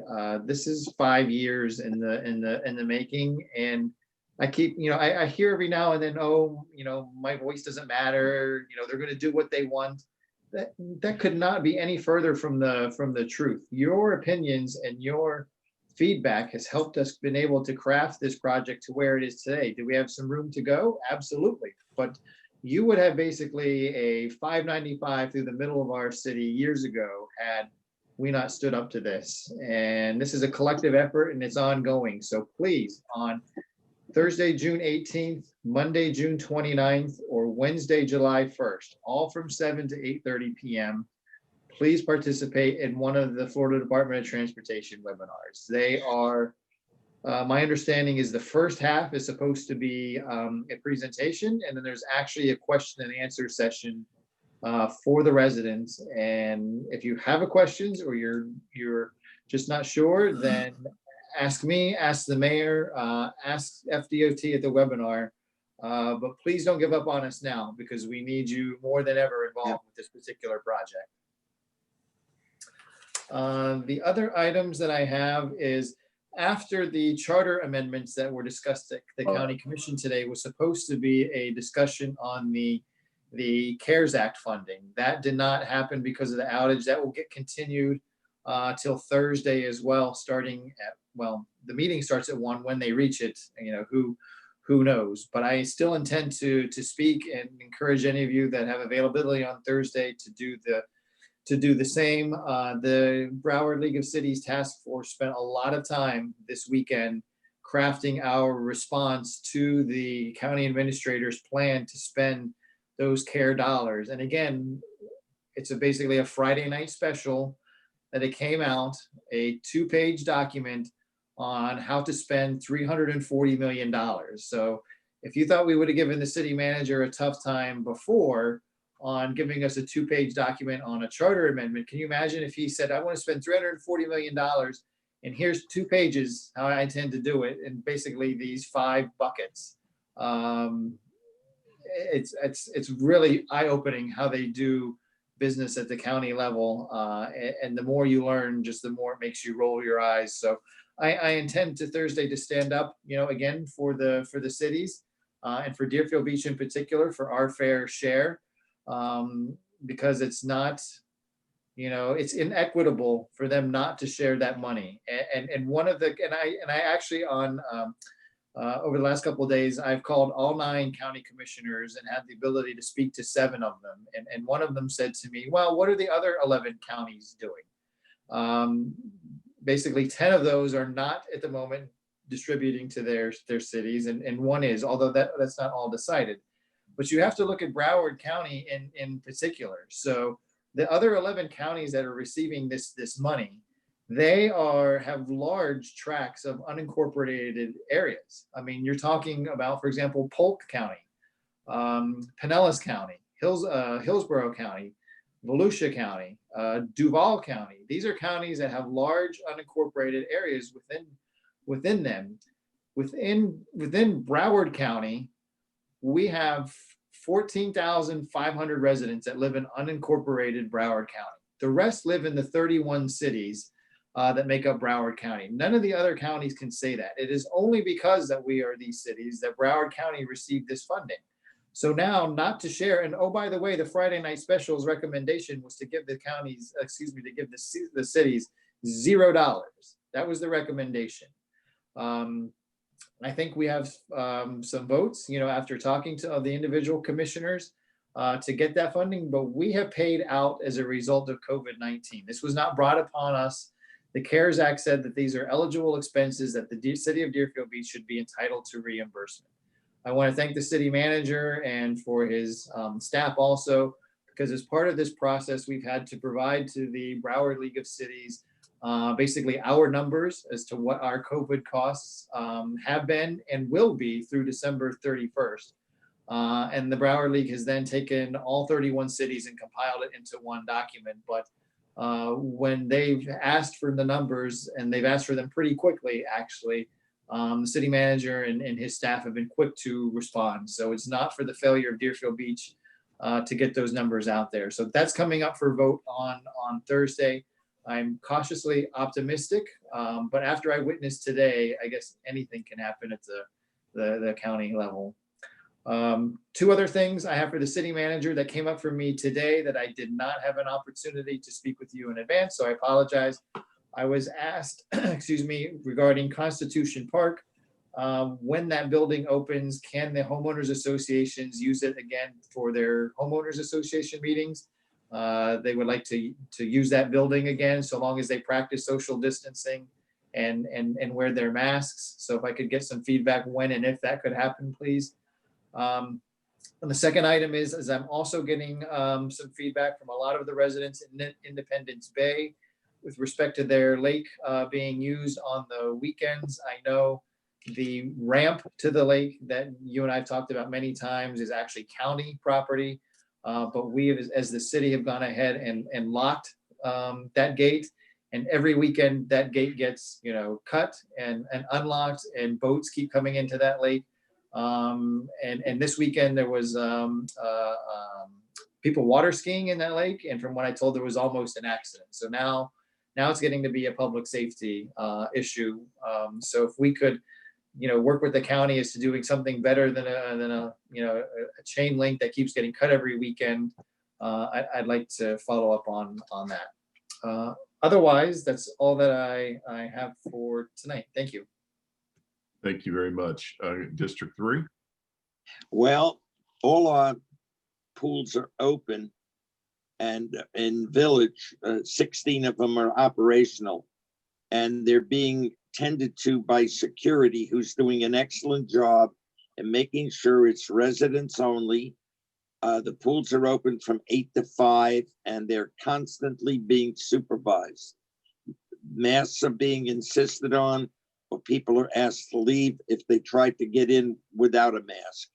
When they come out of the water, they have to immediately put a mask on. They have to stay 6 feet apart, and our security's done an excellent job. I plan in the near future to hold district meetings via Zoom. I will discuss this with the city manager, how it can be arranged and when, and with my various areas, such as the Village, such as Meadow Lakes and Crystal Lake. And I think it's important to stay in touch with our areas to see what's going on and what their needs are. That's all I have. Thank you. Thank you very much. District 2. Thank you, Mayor. The first thing that I will say is that you heard a guy earlier today that gave me a compliment that I don't know that I really deserve, because all of the commission are good listeners to the constituents of Deerfield Beach. So I don't know that because any one person listens, that we have done anything special at that point and try to work for a constituent to get anything done. The fact of the matter is that that's what we're there for, And I know that this commission that I am honored to be a part of listen to constituents. They care, and that passion shows. There's going to be a protest in the city of Deerfield Beach this coming Saturday. It's a protest on injustice related to the George Floyd case. I have talked with BSO about it. I would like to invite my fellow commissioners to be a part of it with me. It's going to start at Oviedo McKeithen at 9 a.m. We would exit Oviedo McKeithen and turn left. And that means going north on Martin Luther King. We would then go to Hillsborough Boulevard, make a right. We would go down past Dixie Highway over the railroad tracks to Northeast 2nd Avenue. There we would make a left. Past City Hall, make a right. Onto Eller. Go down to 3rd Avenue, which is the road directly between City Hall and BSO. We would make a right there. Go down to Hillsborough Boulevard and back over to Oviedo McKeithen. And again, that's going to be at 9 a.m. this coming Saturday. And all of you are invited.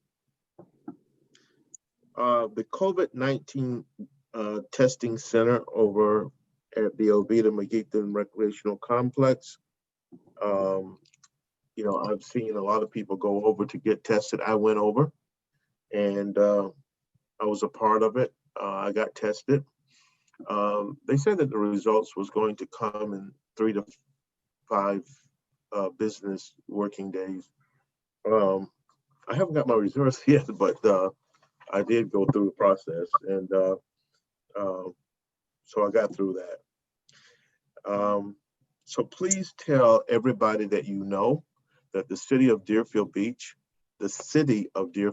have a testing center within their boundaries. And all that you need to do is walk up. You got to give some information and you can get tested. Okay, so please tell everybody that you can to go through that process. We have had an uptick in cases in Florida.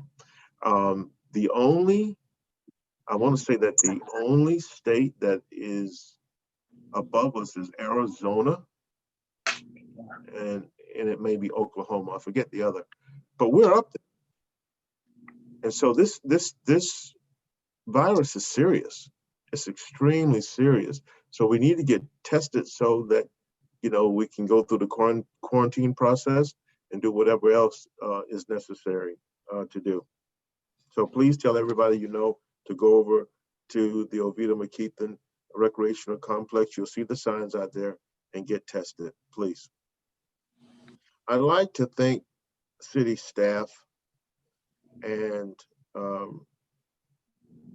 Commissioner Hudak, because on Food Distribution Day, which is, we're doing it now every other Friday, you ought to see city staff and how well they work. They do such a good job. You know, and Mr. City Manager, you need to let, you know, your staff know what a great job they do. This is headed up by Vicki Placid-Picard. She does an excellent job. And I'll tell you, I stand there, you know, we've kind of developed, defined roles.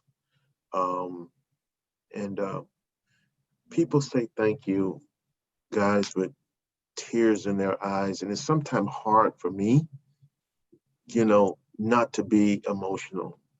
People are hungry, people are suffering as a result of this. And it hurts when people are just, you know, pulling down their masks to say thank you and you see the tears rolling out of their eyes because they're getting fed. I'm so proud of this city. So proud of the workers that do what they do. It's greatly, greatly appreciated. And Commissioner Hudak just, he will work and work, and he works right to the end. You know, I take great pride in knowing that the city commission that is in place right now, and it's not because I'm a part of it, but I would tell you it's an effective group of people who have a passion for the city that they live in to try to bring meaningful change. And that's important because you know what? It could be that people would look at us and laugh and say, what a joke. But they can't say that about the people that we have in place. Serious. And they all try to do a good job. And they all are proud of what they do. And they all take pride in trying to represent their district and the city in a way that's complimentary. And that's all that you can ask. And so I just want to thank you all again. The city staff did such a good job. I want to just tell you one lady, I actually had to make her move on because she was actually hurting me. It was hard for me to hold on. She was just sitting there crying. She said, thank you. And I was waving her on, you know, get going, but I could see what she was trying to do. She was just really trying to say thank you. So what we're doing is making a difference. So I say to all of my colleagues and city staff, thank you so very much for your participation. And that's it for me. City Manager, I see you have your hand raised before we move. Yes. Just quickly, and I thank you, Commissioner Preston, for your comments, and completely concur with the way staff has handled not only COVID in general, but the response to the community has been absolutely tremendous. But in terms of the actual COVID testing site, I failed to update the City Commission that we are having between 60 to 80 individuals every day go through that testing site. And for the size that it is, which is not very large, and the fact that you know, we are obviously nestled in the northeast corner of the city, so we're probably just getting only our residents and maybe a few stragglers from outside the city limits to go to that testing site. We're doing pretty darn good. The Department of Health is very pleased with the response that we've been getting. They will not be at the testing site this Saturday, and then they will resume next Wednesday through Saturday. And then the following week, which would be the weekend leading up until the 4th of July, believe it or not, coming that quickly, they will be Tuesday, Wednesday, and Thursday. And that week we'll do another assessment and see if our numbers are still meeting and make some decisions from there, whether or not we continue with that site. So I just want to provide that update. Thank you. Thank you very much. Mr. Mayor, I'm sorry, I have one other thing, and that is the census. We need to really, please, I say to our residents, you know, we need to do a good job with the census. We have to do a better job. Please, please get involved in the census, get that information so that the city of Deerfield Beach can be counted. Thank you, Mayor. No, thank you very much for that. District 1. Thank you very much. Kind words, Commissioner Preston, and you do a tremendous job, and you're so humble in everything that you do that you should take some credit for all of the stuff that you do, because you do make a huge difference. So thank you very, very much. A couple of things next week. We do have the budget workshop on June 23rd. I will be a little late. Hopefully I'll be able to get on by 7 p.m. So I just wanted everybody to know if I do miss anything, I will get with city staff in order to catch up, whatever the case may be. In the mail this week, I received, and I don't know if we could see this with this virtual thing, but the water quality report. And I asked city manager to to talk about it a little bit because I was really, really impressed at the quality of our drinking water, but I'm not a laboratory expert or anything, but I mean, you know, the numbers that I see are well below what is required in each of the different classifications. I don't know if we have anybody that can educate the public a little bit on the quality of our water. I know that there's been some individuals who have concerns about the quality of our water. Mr. Santucci, do we have anybody? Sure, Commissioner. I could actually get our water plant superintendent, Joshua Nyman, to provide a little bit of overview of that report if you'd like. I believe he's on If he could, if it's just, you know, a short period of time, and then I have one more item after that.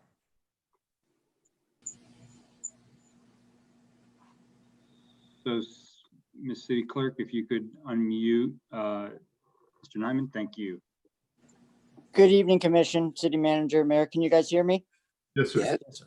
Perfect. So our water quality report for 2019, like many of the years past, pretty much represents a full year of quarterly analysis.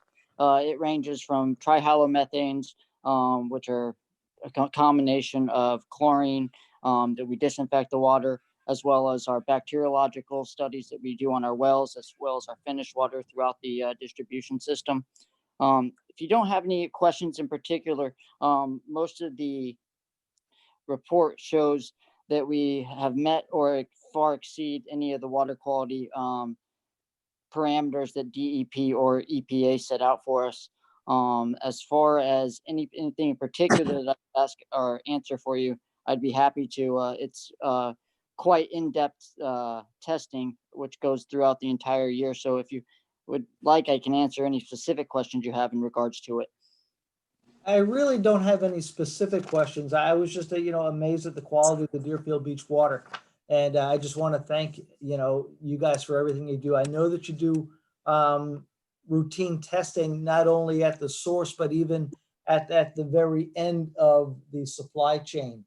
And how often do you do that testing?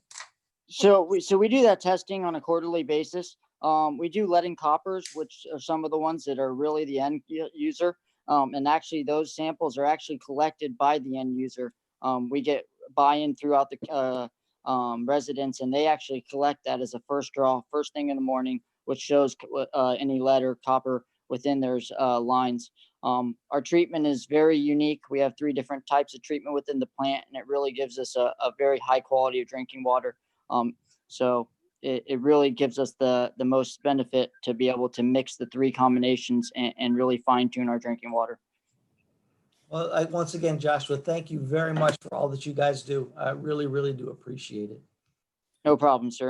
Anytime. The last item I have is I want to congratulate the class of 2020. The parade graduation ceremony for Monarch High School was held on June 6th at Broward College's North Campus. A lot of the residents in the north part of Deerfield Beach actually go to Monarch High School.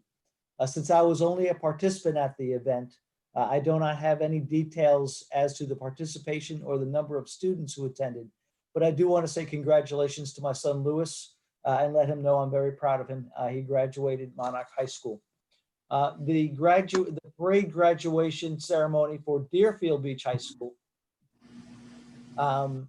and Somerset High Schools was held on Tuesday, June 9th at 9:30 a.m. at Quiet Waters Park.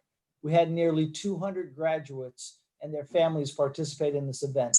It was tremendous to see the Women's Club, Rotary, and Kiwanis in attendance. City staff, BSO, and fire rescue were in full force and very instrumental in providing a celebratory environment.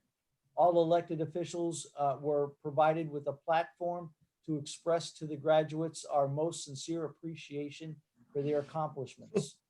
My final words of wisdom to the class of 2020: do not be defined by what you have lost, but be strengthened by your experiences and how you responded to those obstacles.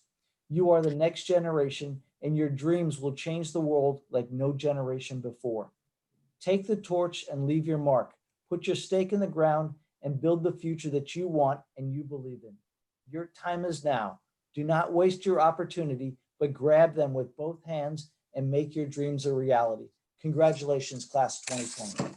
And that's all I have, sir. Thank you, Commissioner Hudak. Congratulations to your daughter as well. Thank you very much. Yes. The class of 2020 had so much taken away from them.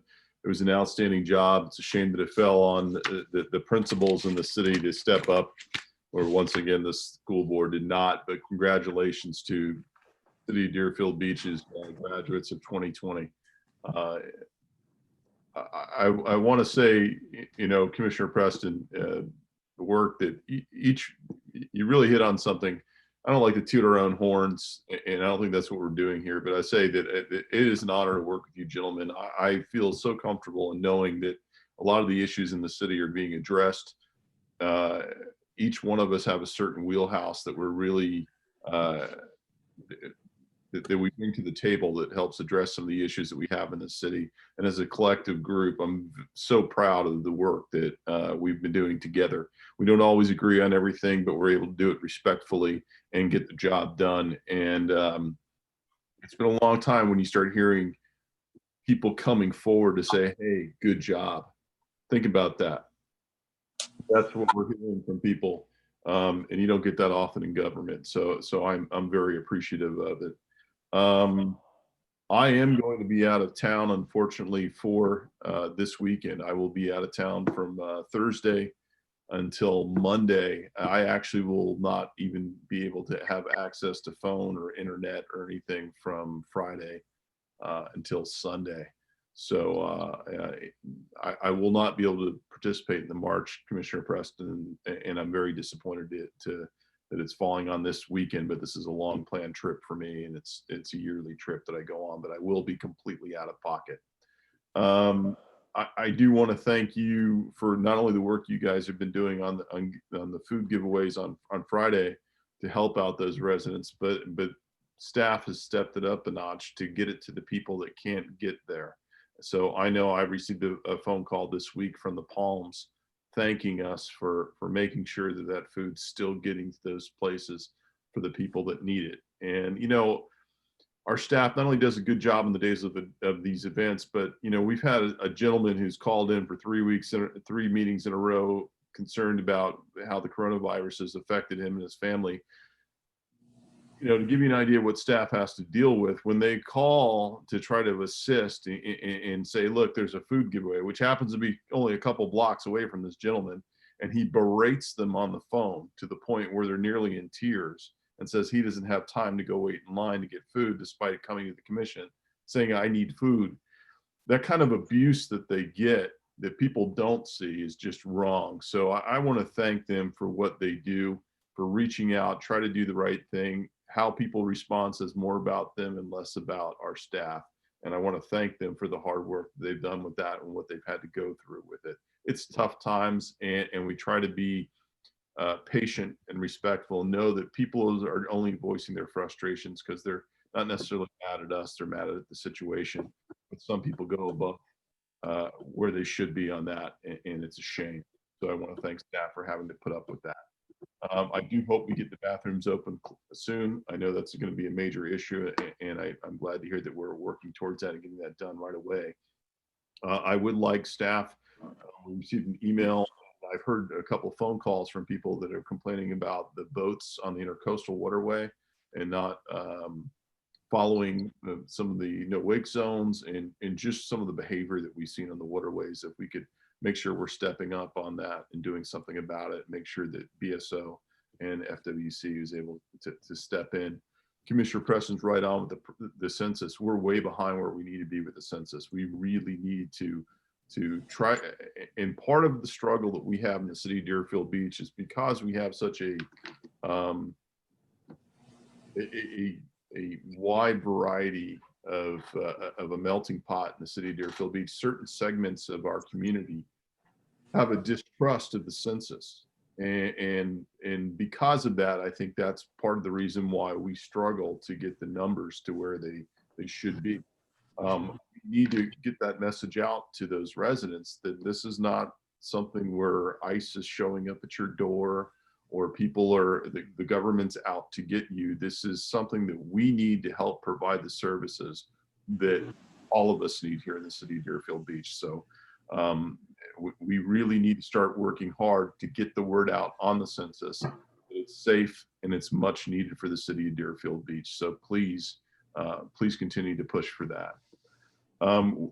We've addressed it. We talked about it. There has been a spike, obviously, and it's significant in the state of Florida. And we've seen record days back to back, and that's just should be concerning.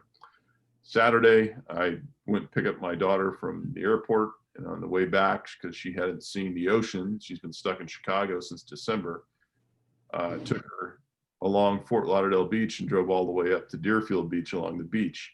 What I saw in the city of Fort Lauderdale was absolutely alarming and so disappointing. And she was alarmed coming from Chicago, which has been on such a lockdown, to see every place along the Fort Lauderdale Strip, along the beach there, no masks, social distancing. I think there was one restaurant we saw that you could even somewhat call social distancing. And people just aren't following the rules. And it's going to come back and bite us. And while I'm calling out Fort Lauderdale in particular right now, Deerfield Beach is not much different. There are places that are doing the right thing. They work really hard to do the right thing. Oceans 2, 3, 4 is doing, I've been there and seen what an outstanding job they're doing. Olympic Flame is doing a fantastic job in doing the right thing. Casa Maya, all these other places are doing the right thing, but there are places that aren't doing it right. And I can tell you this right now, you're going to push your luck. And like just knowing how government reacts, whether it comes from the state or comes from the county, because it's not going to come from the city of Deerfield Beach. But what's going to happen is when these numbers continue to rise, they're going to look for a scapegoat on who caused these numbers to rise. And they're going to blame these businesses that have thumbed their nose on what the rules and regulations are. When they come to take your license, because you didn't follow the rules, don't call me to complain or cry. You know who you are and you know what you're doing. Yep. I'll push your luck. You're endangering everyone and you're endangering the economy that you've pushed so hard to have reopened. Don't do it. Do the right thing. Be smart. And for people who have a problem with wearing masks and doing that, look at it as an act of kindness for people that have illnesses that you might not know about it, that by contracting this would be a death sentence for them. You don't know what other people are going through. Look at it as doing the right thing to help someone else. I ask those businesses, we've worked so hard to get you reopened and to try to help you out. Please do the right thing, because if you don't, it's going to come back and it will cost you everything. I hope that doesn't happen, but I fear that it will. With that, I will say, I hope this Saturday with the protest that we're going to have, and I hope what it is really a line of communication for everyone. I went the week before on Sunday to one of the churches that I go to on occasion in District 2. And it's interesting to hear the perspective of the Black community, because it is a predominantly Black church. And it's great to hear that perspective being put into words of, like I said last meeting, my ears are open. I'm not here to talk, I'm here to listen. And it's an interesting time that we're living in right now, but I think it's a great opportunity for people to listen. And I don't feel enough people are. All lives will matter when every life matters. And the problem is right now, some lives are being treated that they don't matter. And when we have that, that's what we need, where we need to be. So I hope for a peaceful, productive protest here, Commissioner Preston. And I know with you being there, I'll feel very comfortable knowing that that'll happen in our city. Thank you, Mayor. Thank you. And that's all I have for tonight. Looking for Motion to adjourn. Second. second from Commissioner Knosky. All in favor, say aye. Aye. Be safe, guys. Be safe. Two. Hey, enjoy your trip, Bill. Thank you very much. Looking forward to it. Good.